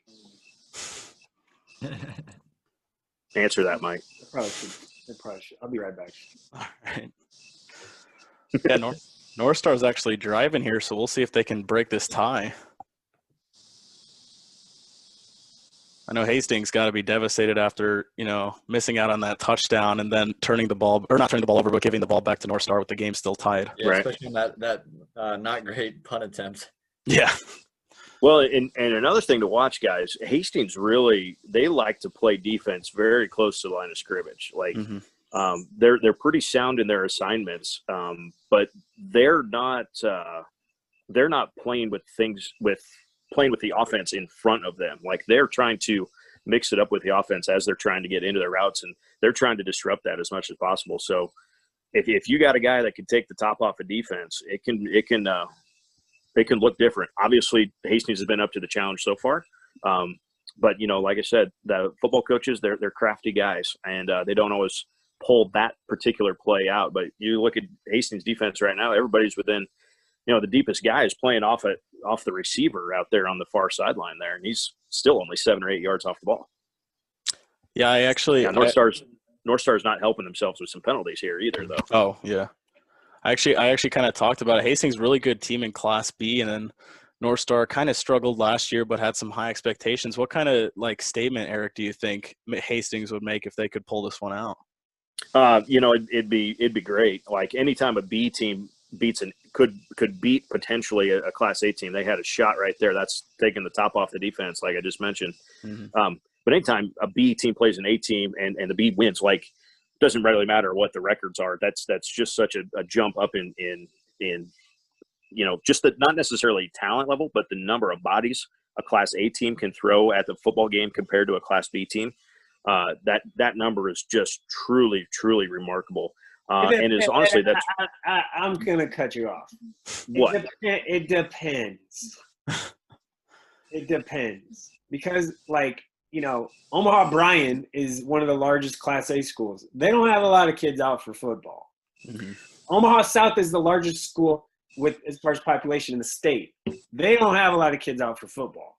So, let's just make sure, we're not just fully all in on the, oh my gosh, a B team beat an A team. Well, context. Okay. Context. Context. Keep going. No, I get what you're saying, but at the same time, from a student population size, and I realize not everybody plays football. I fully understand that, but from a student population size, trying to find 35, 40 athletes from a population pool of 500 is much different than finding 25 or 30 student of athletes from a population size of 200. Right? I understand. Yeah. I mean, yeah. I know there's the whole Class B, Class A thing. I was on the sidelines in the fall of 2015 when a Class B quarterfinal game was Elkhorn South hosting Aurora. And it was right in the midst of Elkhorn South, in their run of state championship game appearances. Aurora had been in the championship game the year before and got beat by Elkhorn South. And Aurora rolls up and they've got 45, I think, on the roster. And so you put 11 on the field and there's 34 guys on the sideline. And I think Elkhorn South, they suited 90 105 for that game. 105, yeah. Was it? Yeah. I mean, it was, I don't want to say it was laughable, but it was the perfect example of, okay, maybe we need to rethink how we do classifications in the state. I will tell you on that. So Guy, who's a great Coach Rosenberg at Elkhorn South, great man, great coach. Absolutely. He includes everyone in their playoff run, from their freshmen, everybody. So that's their entire football program right there, not just, juniors, seniors, sophomore, not the JV. I mean, he includes everybody. So that is also a reason why there was so many kids on the sideline. That's not normal, by the way. Right. Like if you go on an average, Friday night to an Elkhorn South game, that's not a normal thing. He doesn't normally do that. Yeah. No, I know Coach Rosenberg's a great dude, and that's honestly an awesome way to help build your program, right? Like bring everybody for the playoffs. Like, fantastic. Yeah, absolutely. It just really was like, and Aurora they were in a run, they were in like I said, the B championship the year before. I think that was Austin Allen's senior year. Baylor Shireman was just coming up. Like they were having a tremendous role of success overall in athletics. And just to watch was a really stark contrast. It was what it was. It was just really interesting. Hey, speaking of Shireman, you brought him up. Yep. Is his little brother going to be better than Baylor? I don't know. Baylor's pretty good, but football or basketball? Well, both. Because he plays quarterback too. Yeah, it's hard to truly gauge just how good Baylor was as a quarterback when he got to play C1 as a senior. Dude, because that guy was the best quarterback in the state. Yeah, no matter what. But he also had A, B, C, D, E, F, G. He was the best. He also had the advantage, and I say this with a ton of respect for what Coach Peterson had. Baylor Shireman had the advantage of 5 guys in a pass pattern that were legit route runners and athletes and pass catchers. Yeah, and like that college in athletes. C1 doesn't happen very often. Yeah, college athletes for sure. But yeah, Baylor was the best quarterback. There wasn't a question about it. Yeah, and he played with so much confidence, and he played basketball and still does with so much confidence, and he was a lot of fun to watch. Yeah. But will the little brother be better? Well, we keep talking about him. So he's going to hear about it, right? Right. I'm telling you, I'm never telling Baylor that though, because he could come. He might be. This game has hit the skids, man. Jeez. I know. I'm 85% sure, Mike, that they heard you say that it was going to be a barn burner, and then they decided not to score as much. What happened? We heard Mike say this. Got to switch it up. Got to go run game all day. But Hastings normally score. I mean, they're quick. They score fast. They throw. I mean, obviously you can tell. Like they throw it literally almost every down. So, and then there you go, is a jet sweep, of course. Yeah, that's 2 straight runs, Mike. Yeah, never mind. But they do throw it a ton. So they do. Yeah. I'm surprised they haven't thrown more in this game because the throws that they have made have been pretty successful for the most part. I mean, that's something there where Eric, though, that kind of goes to your point, and I'll agree with you on this, is like, there's a lot more athlete, even at a North Star, right, who's not the best team in Lincoln, of the Lincoln schools. But there's just a different level kind of athlete, even just on the outside, right? For a team like Hastings that likes to throw the ball, and them scoring 8 points and a half is like super rare. You're still dealing with that different level of athlete, at least on the outside, right? And that's what Hastings' strength is. That is also what North Star's strength is. So that definitely matters. Yep. One thing that from a game management perspective that I know is a little different this fall is that the NFHS is allowing timeouts and the break between quarters and then after scores to be up to 2 minutes. So it could take a while to play. It's going to make people like Stu and Ron Powell mad. We're going to have to move kickoff to 6 so that they can have deadline. Deadline. That's all right. They'll get over it. I know you had talked to me earlier about a week ago. Are we looking to see the preseason rankings come out probably Monday by Stu? No, it'll be tomorrow, Saturday or Sunday. Super 6 or regular Super 6 stuff that comes out. That'll probably be out tomorrow night or Sunday's paper, but online tomorrow night. So, and then with that, I think all that stuff will be probably tomorrow afternoon, evening, night for Sunday's paper. So I did. Hey, by the way, I wrote, just, plug this here a little bit. I did write a what I thought was I wish I could have gotten deeper into it, but I wrote a thing on Mike Leatherdale from Wayne, Nebraska, who has a handful of FCS offers like North Dakota and Illinois State and a bunch of D2 stuff. He's got a neat story. He was adopted when he was 7, and then his dad tried to save their house in Rogers, Minnesota, and it got burned on 46% of his body. So that's when Mike ended up going to Wayne, living with family there, and his dad is kind of his motivation. So that's a story that I got to write for kind of our high school football preview stuff. But all that stuff should be coming out tomorrow or Sunday. Yeah, I love reading the Journal Star and the World Herald about the beginnings. It's like the beginning of a season, whether it's football or basketball, volleyball stuff. You guys put a ton of resources into that, and then like leading up to state, like finding all those little stories about little nuggets about different players and their stories. Or you guys do a phenomenal job with all that stuff, Mike. Yeah, thanks. That's this year I kind of feel bad. I had a big plan to do. I had a plan to go to 20 football practices in and around Omaha and Lincoln in the last 2.5 weeks. And then, but as people know by now, I'm stuck in my basement because of COVID.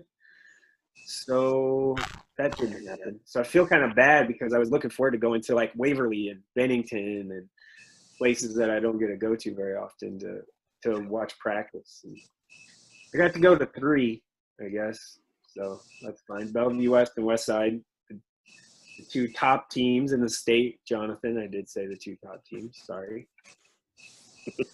I know at West, we even our student journalists aren't allowed to go to the practices because I wanted to do a broadcast on like fall practices starting, but we weren't even allowed to go over there. That's just something Kirk normally he just doesn't let people do that anyway on a regular year. But I know in Millard, I wanted to go to Millard South on the first day, second day, and Coach Means said, we're just allowing parents if they want to come to practice, no one else, and just trying to keep it down. And I understand that totally. So I get it. So I went to Papio South that day and just pivoted.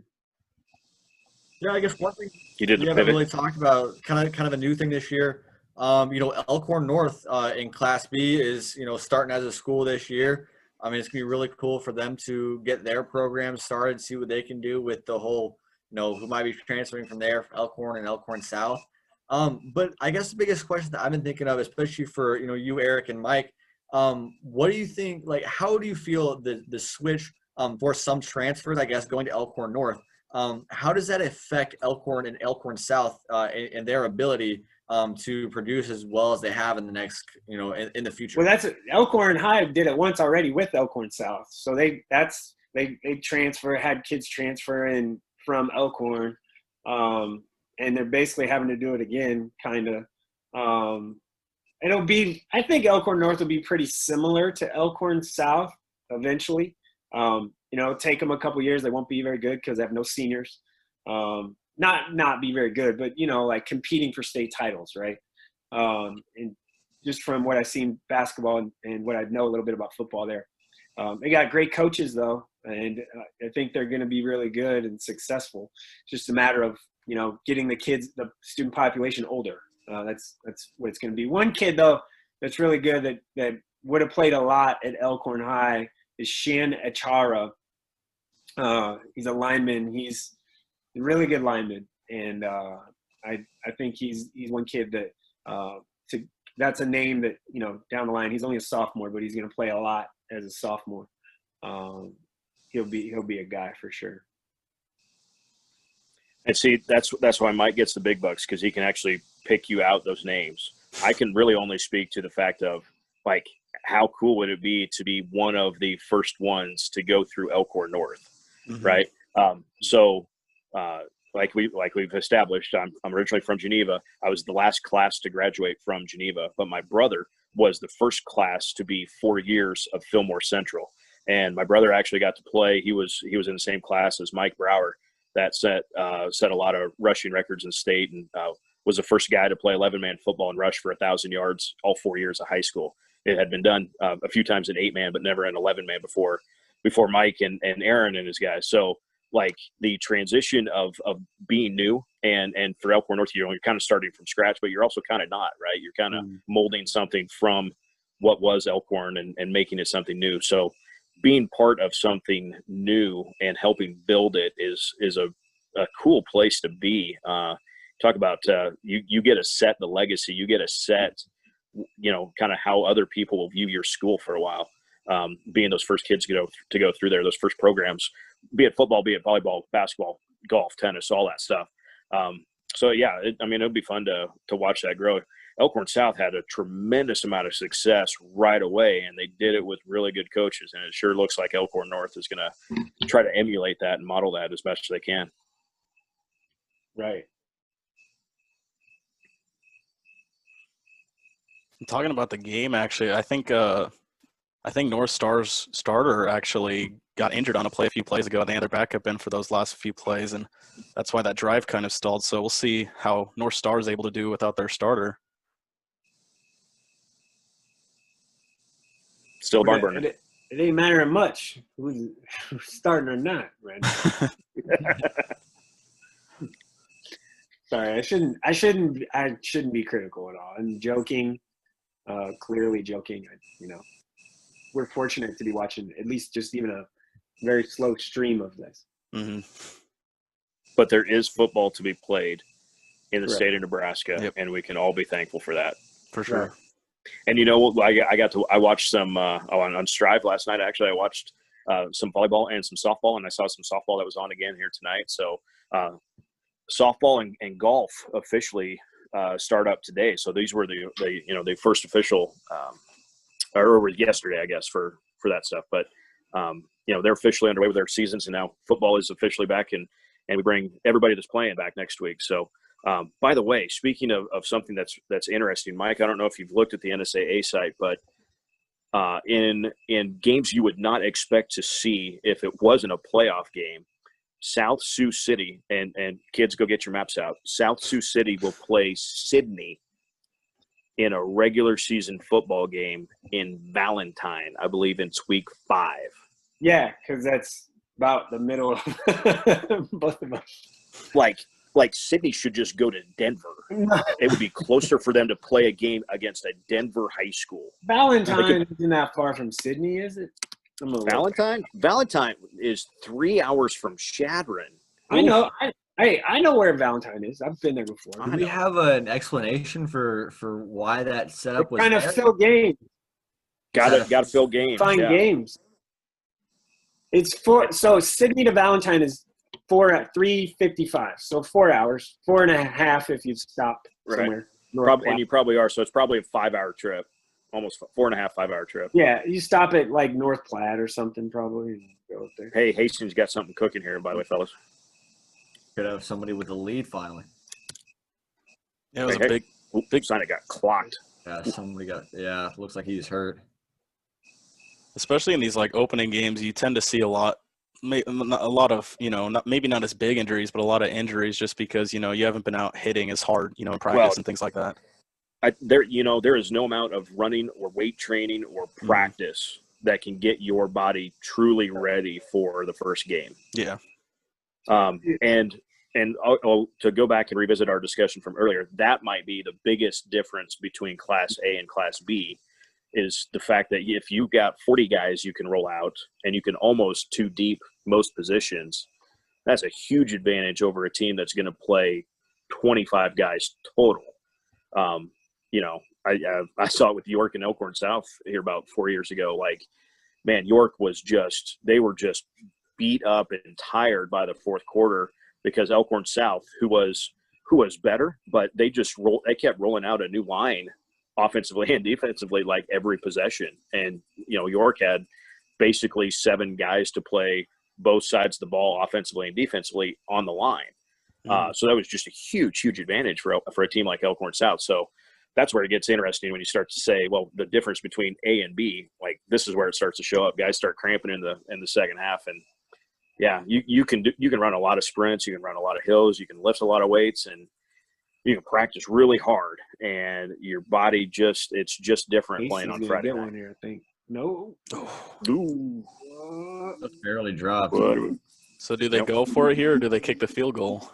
You go. You go for it. If your defense is playing, your defense has played that well, and they got a backup quarterback, yeah, you go for this. But here's the thing, like we talked about, like, I mean, there's a super spread team, not real huge, particularly at the skill positions. So what do you do? Like, now you can't just line it up and run it down their throat. Mm-hmm. Yeah, you don't really know, like, because we were talking about earlier. I mean, you know, Hastings was the first one to score. You know, didn't bring out a kicker. Oh, what We're going to get a timeout here. probably a good call there. Mm-hmm. Hey, all right. By the way, South Sioux City to Valentine is 3 hours and 56 minutes too. So it's the same time. It's same Definitely distance. meeting in the middle.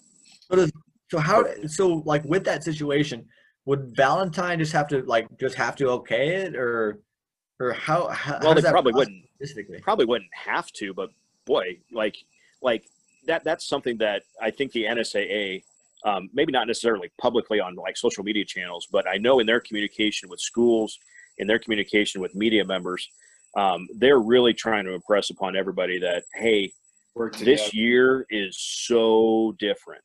Like, there isn't going to be anything that we do as a school, as a community, as the NSAA that is the same from normal years. Like, so we just all, in order to get through this as best we can, like, everybody has to have so much patience and so much grace towards other people and other situations that if there's something you can do to help somebody, this is the time to do it. And like I said before, we're in Nebraska. That's kind of what we do anyway. You make it? Couldn't get it in. Ooh. They're saying he's short. Wow. Man, that was a hole too. The hole was Not even the half-yard line. Oh. the hole was like I could have ran through that. Maybe not. Man, that thing closed quick. I know. I thought he was gonna walk in there. Man. Replay. Give me a replay. I need a replay. Push it back 15 seconds. I guess probably could do that. Safety? Well, okay. Think of this. When's the last time you saw a 10-8 game It's been a long time. in Class A football? Yeah, never. Man, that ball is really close to the Yeah. goal line. Golly. They just had a delayed game. No way. Wow. They're down to like even less half-yard line. It doesn't even matter. I mean, The ref just moved that like at 2 this inches point, back. what do you get another one? Get the right play in. Who cares? Mhm. It's first Yeah. down. You're not losing it down or anything. Right. That big defensive tackle for Hastings, big boy. Oh, good play to push it up a few yards. That helps. Actually, looks like their starter's back in. Yeah, he's back in the game. Eric, you been to a game at Hastings? At Hastings College, yeah, That's kind of neat. Like, it is. kind of cool. Well, Yeah, it is. You know, it's you know, they got the video board. Right. You got an active student section. That's always fun when you get the other students involved at a football game. It's cool that they let him play there versus playing at the high school. Right. And you know, well, Does the high school have even? Wait, sorry. Does the high school even have lights? yeah, I think so. Oh. It's right there off of 281. Yeah. I'm pretty sure. Yeah. Oh, yeah. No worries. One thing kind of with that is that I was planning on doing for West Side's Week 2 game. They're going up against Kearney. We were planning on going to try to live stream that, but we know that the Bearcat Network is going to be doing that game. I'm not sure if you guys are with Striv, but I know they're under the NFHS network. And what I saw is that they're playing most of their games at UNK, yet like from what I've seen, their regular field is just about. I mean, it is a really nice field. I guess I don't know what exactly would be the point of going to UNK every day. Well, they've always played their games at UNK. Like for as long as I can remember, they have. That's just kind of what they've done. When they had the old high school, that high school that they're at now is fairly new, and it is nice. It's super nice. I love the deck. as you walk out of the gym, you can just right on top of it. It is nice, but it's just something. I think the contract is up in 2 years or a handful of years or something like that, and I think that's something they're going to revisit. Maybe moving the games to on campus, or on actually their actual field where they play soccer and JV games and stuff. But playing at UNK is just something they've always kind of done. And guys, I actually went to school at UNK and know why they do that. So Kearney High didn't have necessarily the field for a Class A game, so they've worked with UNK to do home football games. UNK does not really have the outdoor track facility, and so that's what UNK would use Kearney High's outdoor track facility. So it kind of worked out. They've had a good working relationship between the high school and the university for a long, long time. And I would like to point out, just to make mention of this, hopefully Jeff Ekstrom didn't hear you say, no, the Bearcat Sports Network is in fact a Striv thing. They're not on NFHS. They have been a great media partner for us. And Rob Goff is the media productions teacher at Kearney High and is super involved with everything that those guys do. They got some video boards that they're now working on stuff. So BSN, Bearcat Sports Network, is still going strong on Striv this year. Score Vision, scoreboards, right? Score Vision, yep. Kind of with that, I know a lot of fans at Westside. We've been doing it mainly through YouTube for all of our games. We got another about $5,000 upgrade budget this year that Kirkman put together. I've been really trying to put things together there, and I hopefully have a great season. But I know with that, we have Red Shield looking into trying to watch all of our games, and we didn't know some of the the watching options for that Kearney game specifically. Of how we'd be able to give our fans really free access to be able to watch that game. Yeah, so that's actually free access is something that's going to be different. So one thing that we have explored at Striv, and that is that Kearney High and actually Grand Island Senior High are both going to be utilizing, at least at the start of this year, is a pay-per-view model. I don't have all the specifics for either Kearney or Grand Island right now, but I do know that they're both going forward with a pay to watch that particular event, which is not something that isn't the base Striv model, if you will. It kind of works the other way for us, but at the same time, we got to be able to support our schools in whatever they feel is the best thing for them, and so that is where Kearney High and Grand Island are going to start this year, so we're gonna make that available for them, and Kearney High they'll do a fantastic job with the production side of it. I have no doubt about that, and we'll get Grand Island Senior High up to speed as fast as we can.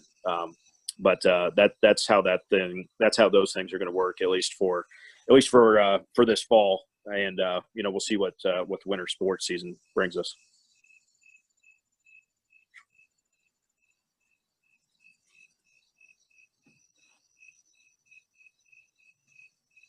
Seems to have been a lot of stoppage of play here in this third quarter.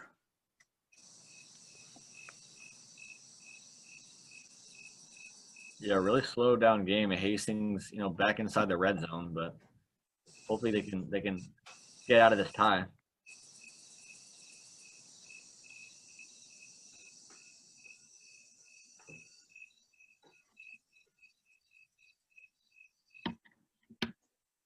Another player hurt. Oh, geez.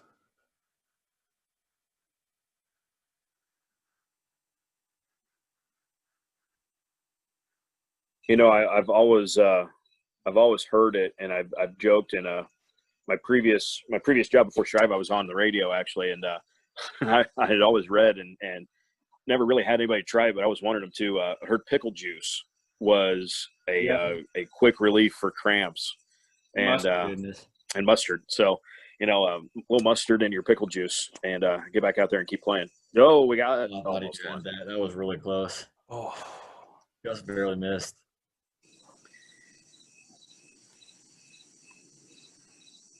Now, long third down. See if they can pick this up. Now, if you don't get this on third down, this you might consider a field goal. Mm-hmm. Does Hastings have a kicker though? Like that? Yeah, that's they didn't kick the extra point. Yeah, they were the first one to score and went straight to the 2-point conversion. Oh, there you go. There you got it. Oh, yep. There you go. Boy, I'm like 5 seconds behind you guys. I'm like, what are you I'm talking watching about? on a different screen. This is a little bit laggy here. A Yeah. little bit laggy. Yeah. Yeah. No. We've been having some issues tonight. Not a big deal. Well, they even got 9 for that touchdown. Did you see that? There we go. Oh. There you So I go. know as, producers and everything, Oh, they're gonna kick. They're gonna kick. oh, they're actually going to kick. There's actually a kicker. What's going to happen? They made it. Oh, my goodness. Oh. Man, you guys are spoiling this terribly. Oh, my bad. Like I'm getting a signal now. Wait, do we have a penalty? We had a flag. Yeah, they had a flag. I think- moved flag. I think You guys Jaden, are like, yeah, they have a flag there. I've already marched it back 5 yards. What do you I think Jaden might be watching this on something different because I'm kind of with you, Eric. I'm a little behind Mar too. out there, that ref. By the way, he is a white hat or a referee for Pac-12 games as well. Oh shoot! Yeah, so big time, right? I'm not sure if you guys know, me and my father is pretty good friends with Cleet Blakeman with the NFL. Yeah. Cleet's done a couple Super Bowls. Yeah.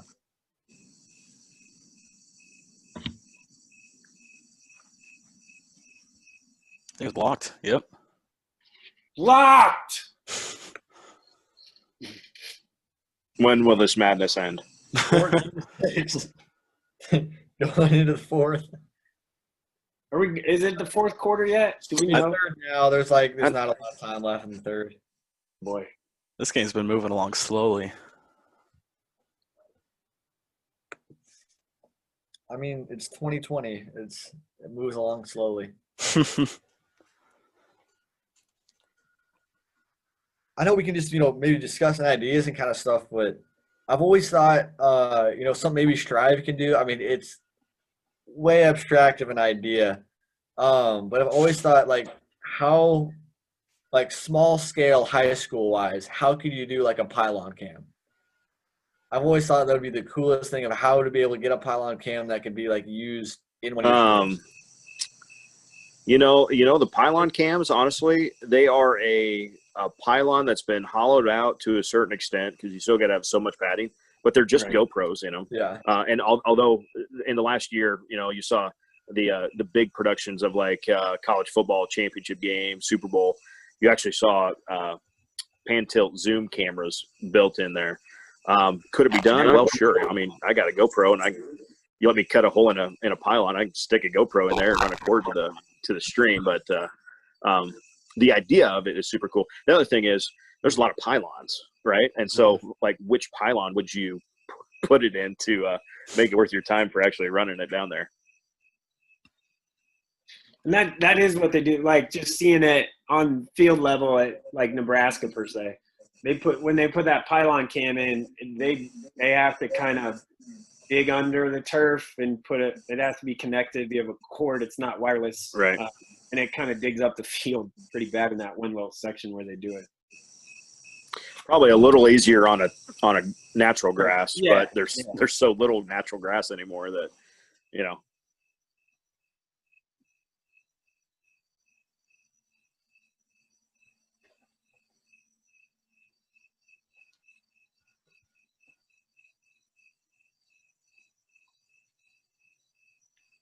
Now, what would be cool is if we get access to the camera at Pinnacle Bank Arena that's mounted underneath the scoreboard. Oh, that would be cool.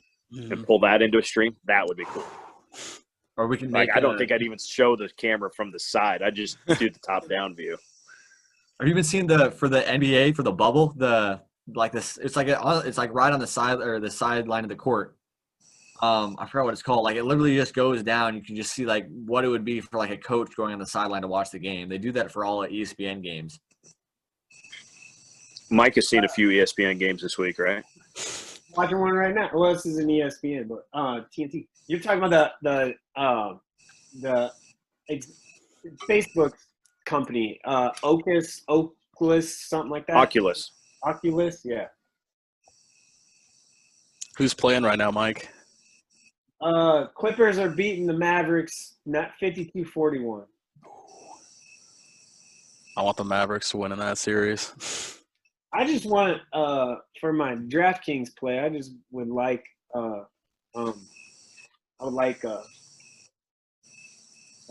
Luka and Porzingis to have good games. How about that? Mm-hmm.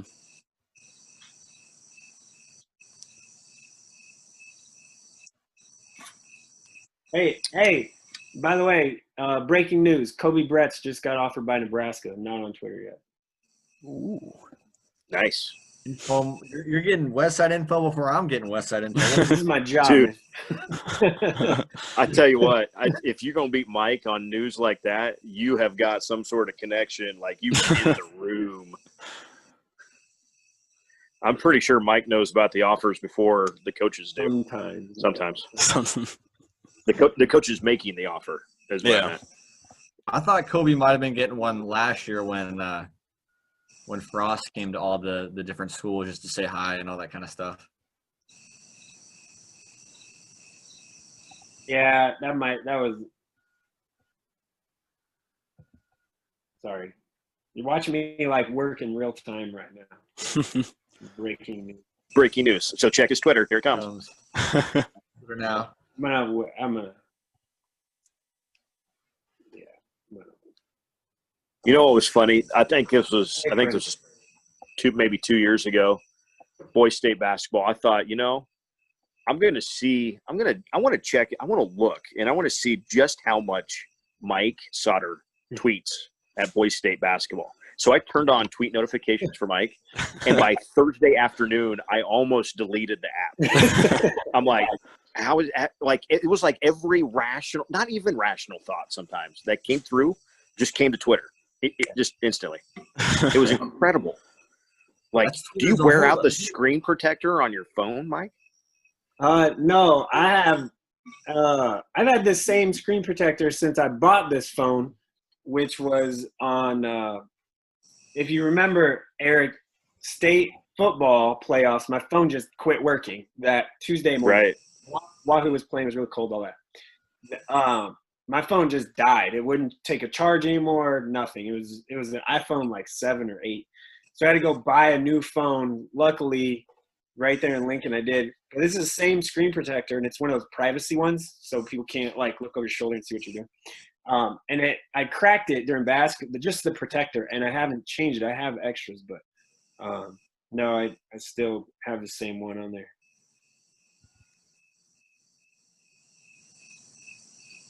Come on, man. Sorry. For the tweet, Mike. Waiting for the tweet.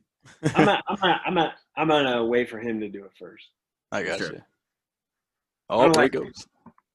We got Where some who movement. goes? Oh, there you go. Oh, stepped out.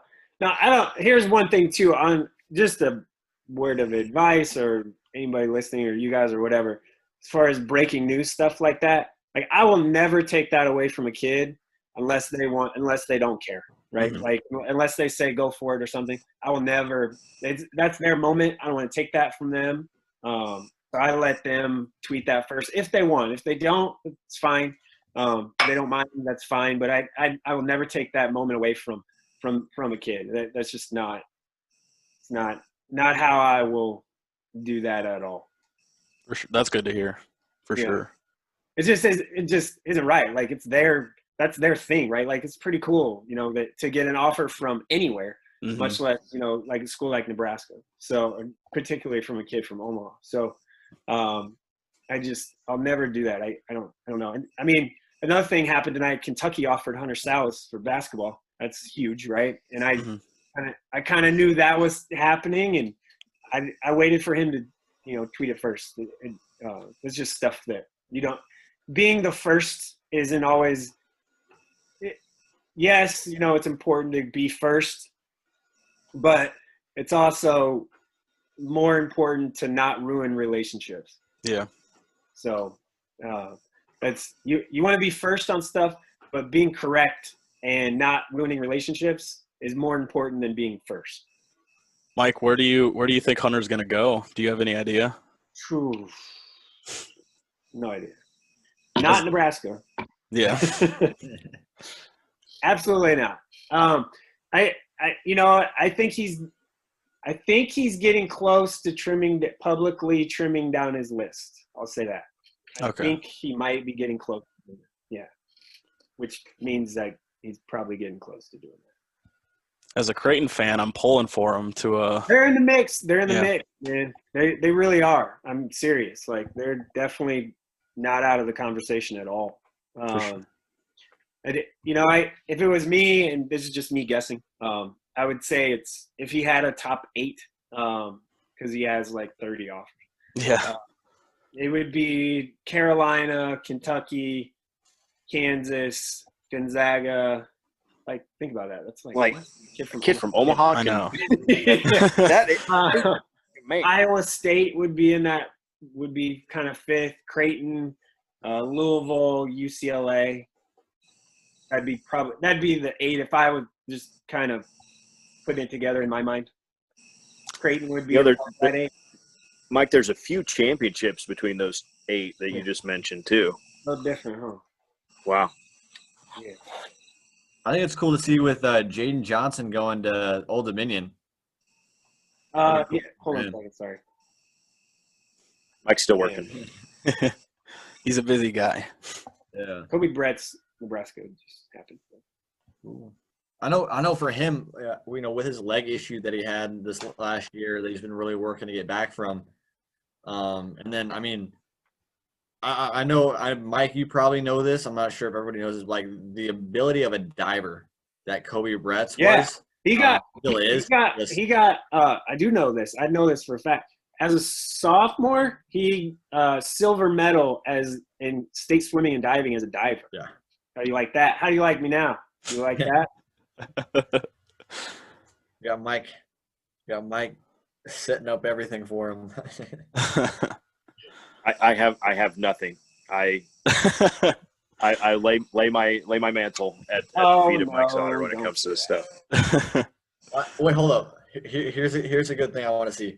Mike Sautter, Nebraska high school recruiting specialist, dive specialist. No, yeah, I don't think that's probably never gonna happen. I got to go to state swimming and diving last year. That is one of. It's hard to explain. Like, to go to state, like, that is such a. I don't know how to say it. Like, it was so interesting for me the first time to go. Like, I've never been to swim. Okay, yep, small town kid, never been to swim meet. But man, was it like that was raucous in that Devaney Center pool, right? Isn't that place pretty small? It was. It's not big. Now I can't really compare it to other pools, but I do know that reading interviews with Bill Moose, the AD at Nebraska, saying that that's probably one of the sports that Nebraska is the farthest behind the rest of the Big Ten is some golf facilities and a pool.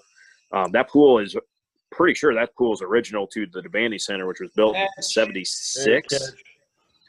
Hey, I gotta go, guys. I got real work. Oh, yeah, sounds good. Yeah, thank All right, you yeah. for being a part of this. We appreciate you, Mike. Have a good Hey, night. Mike, got breaking news to handle here. do your thing. All right, yeah, bye. So yeah, thanks for having me on. This is fun. I look forward to our future game day funness that is hopefully going to happen. Yeah, I'm hoping we can do one of these in person at some point at a football stadium. That'd be fun. Yeah, you guys just let me know how I can help you. You know that anytime. Awesome. Yeah, We appreciate thank it. you. Yeah, bye. So yeah, North Star moving the ball well. Another injury though. All right. I got to admit, fellas, I'm on my deck and I'm getting eaten alive right now. All right. Yeah, we totally. I'm going to stick with you on the rest of this North Star drive. I'm going to stick it out for this one, and then I got to bounce. All right. But yes, the Devaney Center pool is loud and it is packed. It is a sold out. There is no seats available for 3 days of state swimming, and I tell you what, those divers, like the really good divers, they can do some incredible things. Like, that's a lot of gymnastic stuff, I know, but man, it is impressive to watch them. I've never been to a swim meet, so I'm gonna have to try to get out to one of those. Yeah, I thought it'd be worth it. Yeah, West Side ones are the same way. We have like our whole pool is kind of like hidden away a little bit in our school. Like if you just went into West Side, you could not tell where the pool was unless somebody told you. And it's so packed in there. It's like it's just really tall, just really high. It's like 3 stories tall. And the seating just goes all the way back. Like the start of the seating starts in like the first story of the building, and then the rest of the seating just keeps going, just straight up in an incline and goes back. It gets pretty loud in there when you get a really good meet.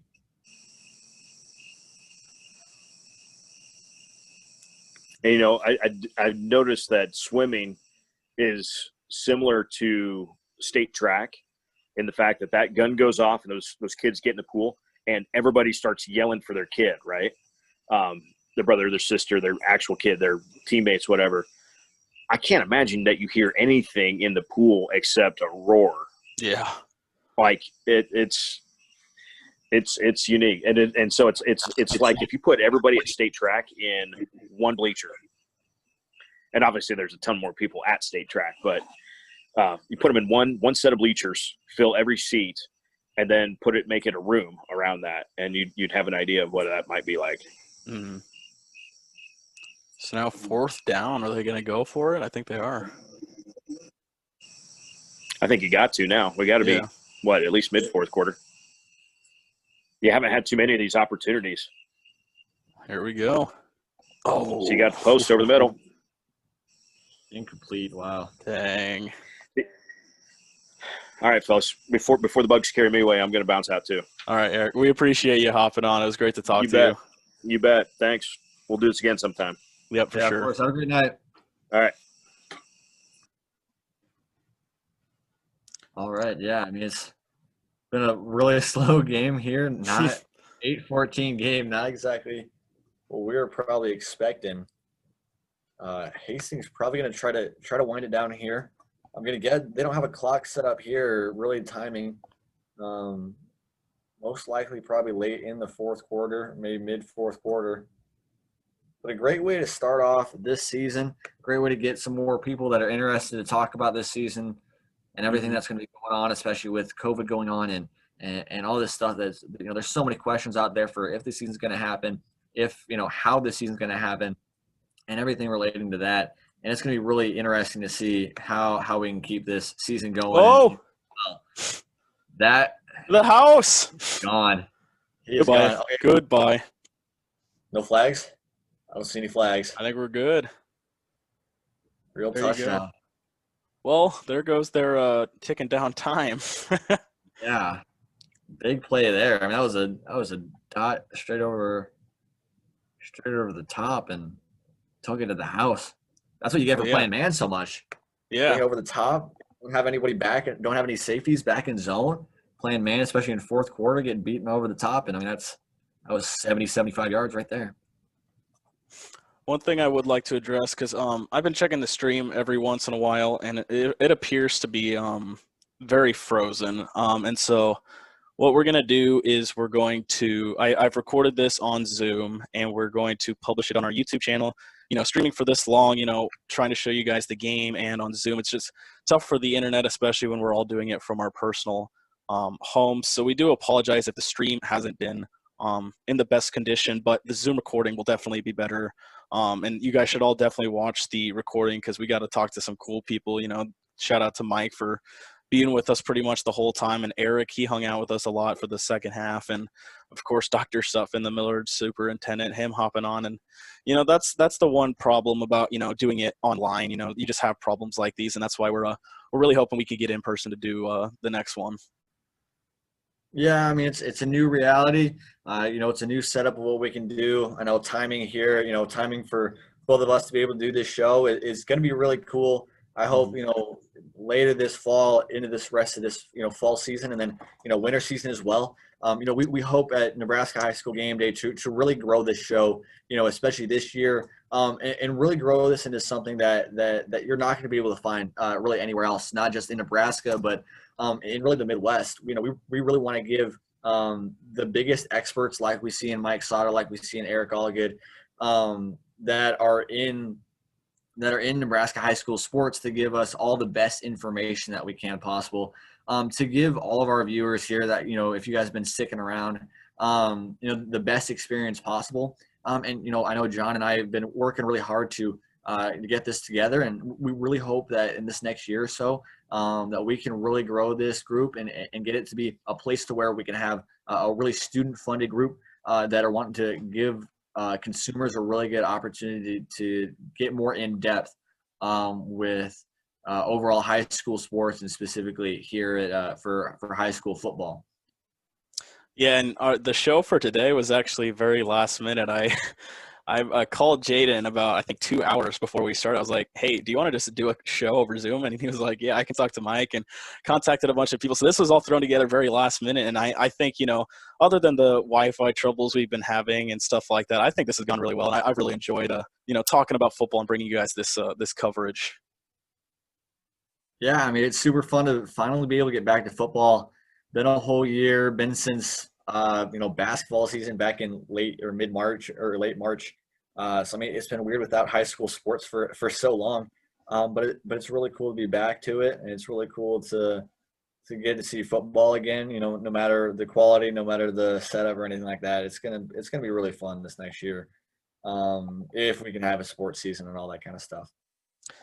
Yeah, so I'm actually going to, we got about, I think, 8 to 9 minutes left in this game. I'm going to pull up the Class A schedule for next week, and we're going to make some picks. We're going to do some talking to make the time go by a little quicker here in these last minutes. So let's start with you. The first game for Class A next week, Creighton Prep versus Westside, 2 top 15 teams. Jaden, who you got? I mean, it would be it's a hard decision. It's a really hard decision for me going to Westside and everything like that. But I'm of course gonna have to go with Westside in this game. I think overall, I mean, Mike was saying it too. From what I've seen, I really don't see a better team in the state of Nebraska, and I can of course be biased, in my opinion. But I mean, it's just the group that we have together, and we have a D1 quarterback who was a junior last year, who was one of the best quarterbacks in the state, in Cole Payton, a lefty who's gotten even better in this offseason. I didn't know how it would possibly happen. Cole's really has his set on football, plays baseball as well, but really wants to focus on football with what he's going to do.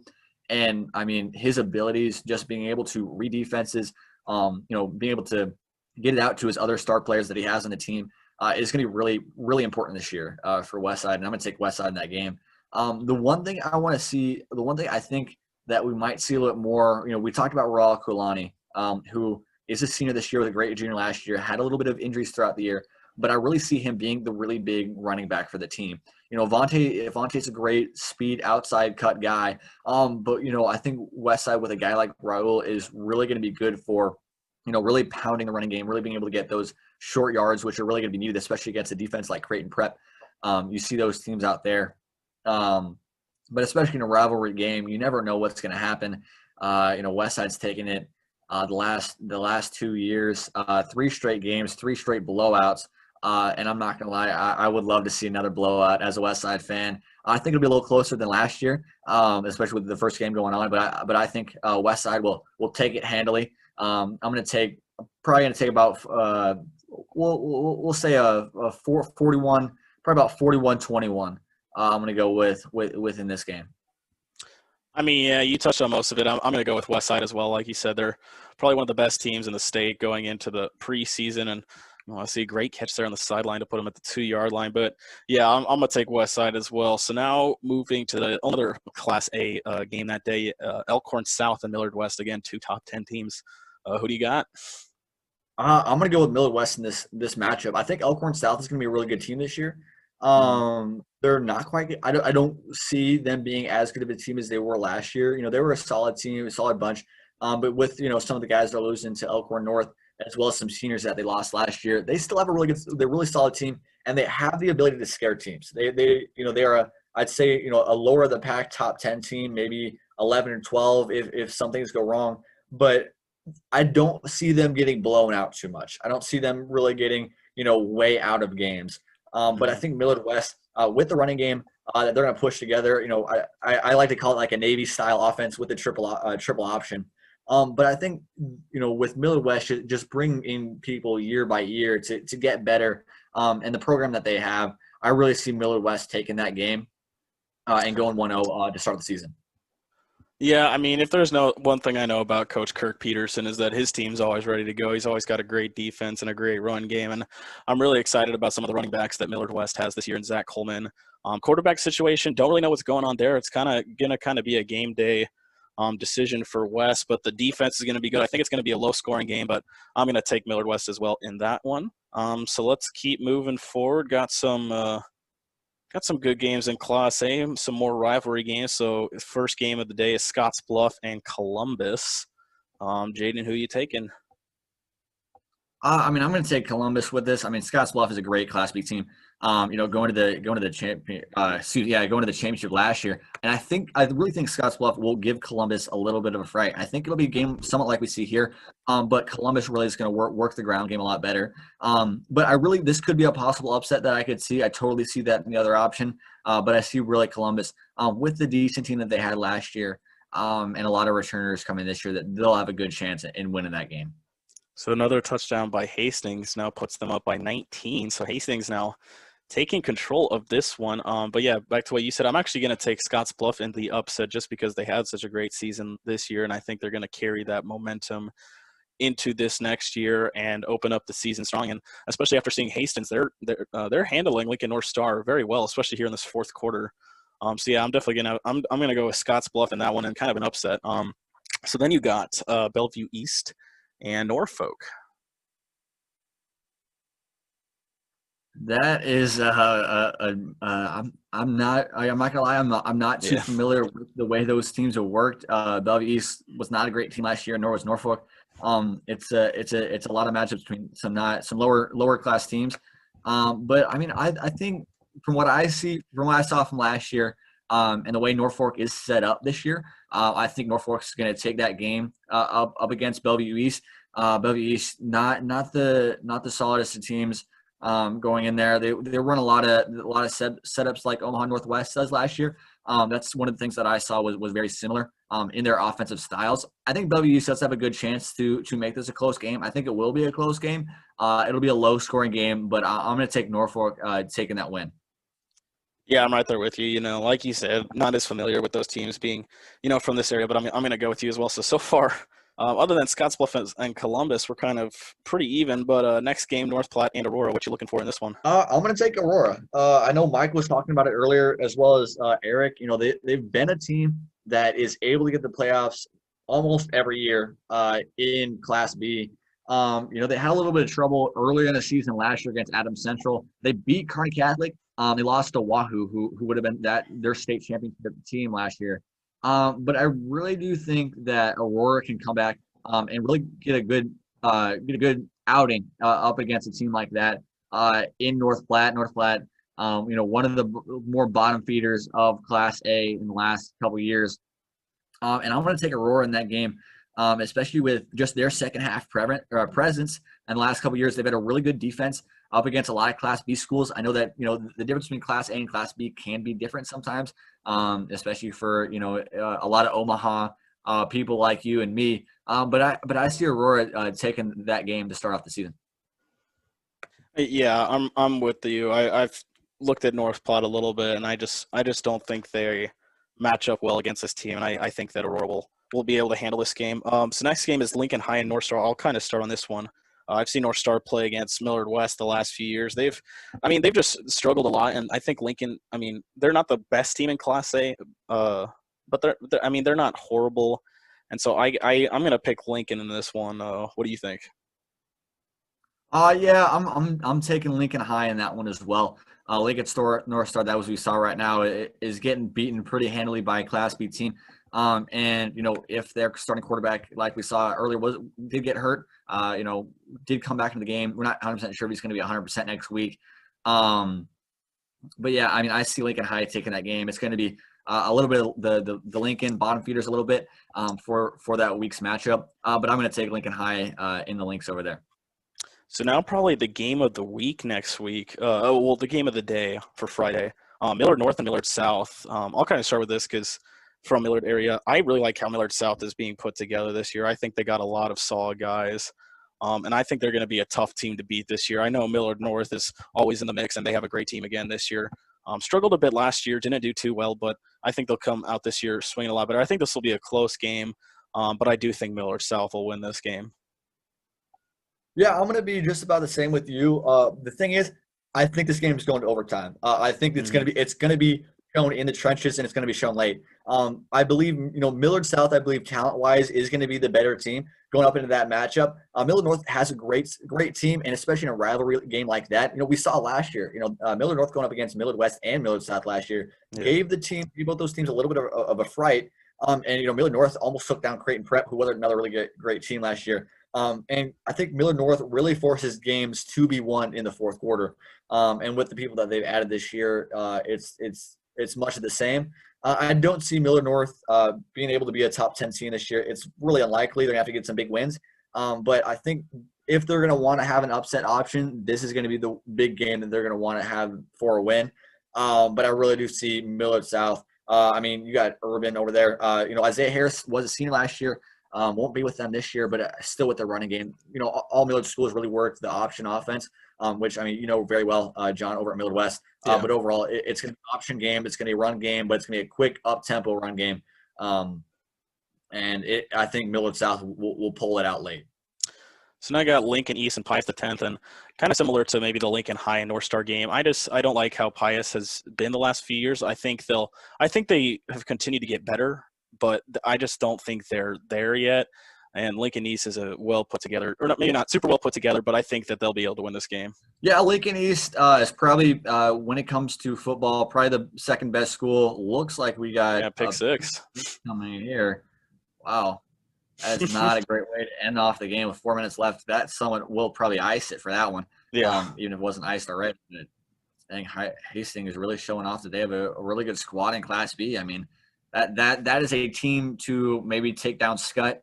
I know Scott and Elkhorn are easily going to be the top two teams in Class B to see this year with Scott winning the last couple of years. Scottsbluff looking to try to get in as well. But Hastings, taking down Lincoln North Star, taking out a Class A team this badly is something really to watch for a lot of Class B schools. Well, yeah, the game was tied at 8 going into the fourth quarter. Yeah, and late resurgence like this is not something you see a lot from high school teams. Most high school teams usually stay consistent in all 4 quarters. Some will do it different here and there, but putting up this many points in the fourth quarter is something impressive. Yeah, I'd agree. So last 3 games here, Lincoln Southwest versus Gretna. Jaden, what you think? This is another game that is really up in the air. But I'm going to take Gretna with this game. Gretna still had a decent team last year.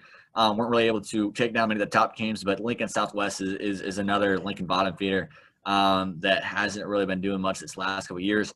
Really big games that they usually go up against. Our Lincoln Southeast is mainly their biggest game with that rivalry game. They usually stay close in those games, but I don't really see too much of them going up against Gretna. Gretna still has a strong offense, but imagine this to be probably a low-scoring game, and Gretna probably winning that game.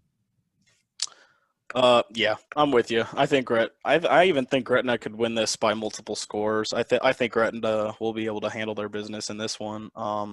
So now you got Lincoln, Northeast, and Fremont. And I know Fremont, they're not as well talked about as some other teams around the area, but I think Fremont's going to handle their business in this game. I think they're going to win by maybe a margin. What do you think?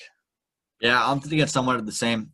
Northeast is many times a tough team to watch in some of these games. And Fremont has really been improving all of their things that they've had in sports. You saw their, when they were in Class A last year for their girls basketball team did a really great job in Class A last year. And I think Fremont is really on the upswing with a lot of smaller towns to really get their sports and athletic department really up a boost and prove that they can beat some really big teams. Northeast, again, has had a pretty rough last couple of years with some great, not too big wins.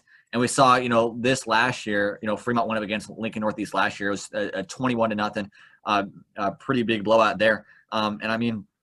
Fremont, although, was below 500 last year, did beat some pretty good teams. Took down Elkhorn, took down North Platte, took down Benson, and took down Lincoln Northeast. So I think Fremont is lower middle of the pack of these teams this year, but I think they'll be able to take down Lincoln Northeast pretty easily. Yeah, so now with the last game for next Friday, technically week 1, as this is week 0, you got Papillion, La Vista South, and Papillion, La Vista, a good rivalry to kind of end out the day. So what are you looking for in this game? I'm seeing a really gritty game overall. It's going to be fun to see. I think Papio South will come out with the win in this. Papio does have a really good, a stronger team this year, but I think with the people that Papio South is returning, the offensive style they have, and I mean Papio overall, I don't believe has improved as much last year as it did this year, or improved from last year to this year. And Papio South home games are something that they're used to winning. Last year they were 5-0 at home games, 0-5 at away games, which is something is pretty interesting to see. But I think they'll take down Papio pretty easily. I'm gonna look for about probably about like a 38-10 game. It's gonna get out of hand late in the third quarter. Yeah, I would definitely agree with you on that. But yeah, a lot of good games week 1 next week. Really looking forward to getting out. If you guys want to check out some of those games, I know Jaden and I will each be broadcasting our respective games. I know we got Elkhorn South and Millard West. It'll be on Millard West's Striv page. The game starts at 7. Coverage will start at about 6:45. And Jaden, I know that you guys will be streaming to YouTube for West Side Wired. Yeah, I know that Millard South is planning on doing their game against Millard North. That's on, I believe it is on, it's either Millard South Activities or Millard South Athletics is where you can watch it there. And then PLV Media does a great job over there for both Papillion schools. They'll be checking out that Papio versus Papio South game on Friday. Other than that, there's not a lot of places. I'm going to guess there's more places that are going to be growing up, looking for online options for games. A lot of Lincoln schools will be looking for it. I know Bellevue Bellevue West is actually growing their group a little bit as well. But yeah, so it'll be interesting to see everything that's going on here. But we are more than willing to keep giving you guys the best information, the most in-depth information possible on Nebraska high school football. Yeah, for sure. So this game kind of got out of hand as I think we're getting into the last few minutes of the game. Hastings is taking care of business. That 98-yard pick 6 pretty much, closed it out for them. Yeah, that's mainly going to close it out for them. And likely, if my plans for it, that's probably going to close it out for us. I know it was a good time watching this game, good time being able to talk to, you, John, and then everybody else there. Really good game to watch, really fun to watch. With Hastings bringing it back in that fourth quarter, really fun to talk to Mike Sautter as well as Eric Allgood, as well as everybody at Millard as well. Hopefully we can grow this group, and hopefully you guys have been really enjoying this meeting. With the next couple of weeks, we're going to want to put in person. If we can keep doing it like this, that's going to be fun too. But we're going to keep getting better and giving you guys the best information possible. I hope you guys have a great night. And I know, John, you've been doing a great job. Really been fun talking with you, and hopefully we can keep going from there. Yeah, for sure. So, yeah, don't forget to check out our broadcast this week to see some live football. It's going to be great. It was great to see some football tonight, and thank you all for joining us.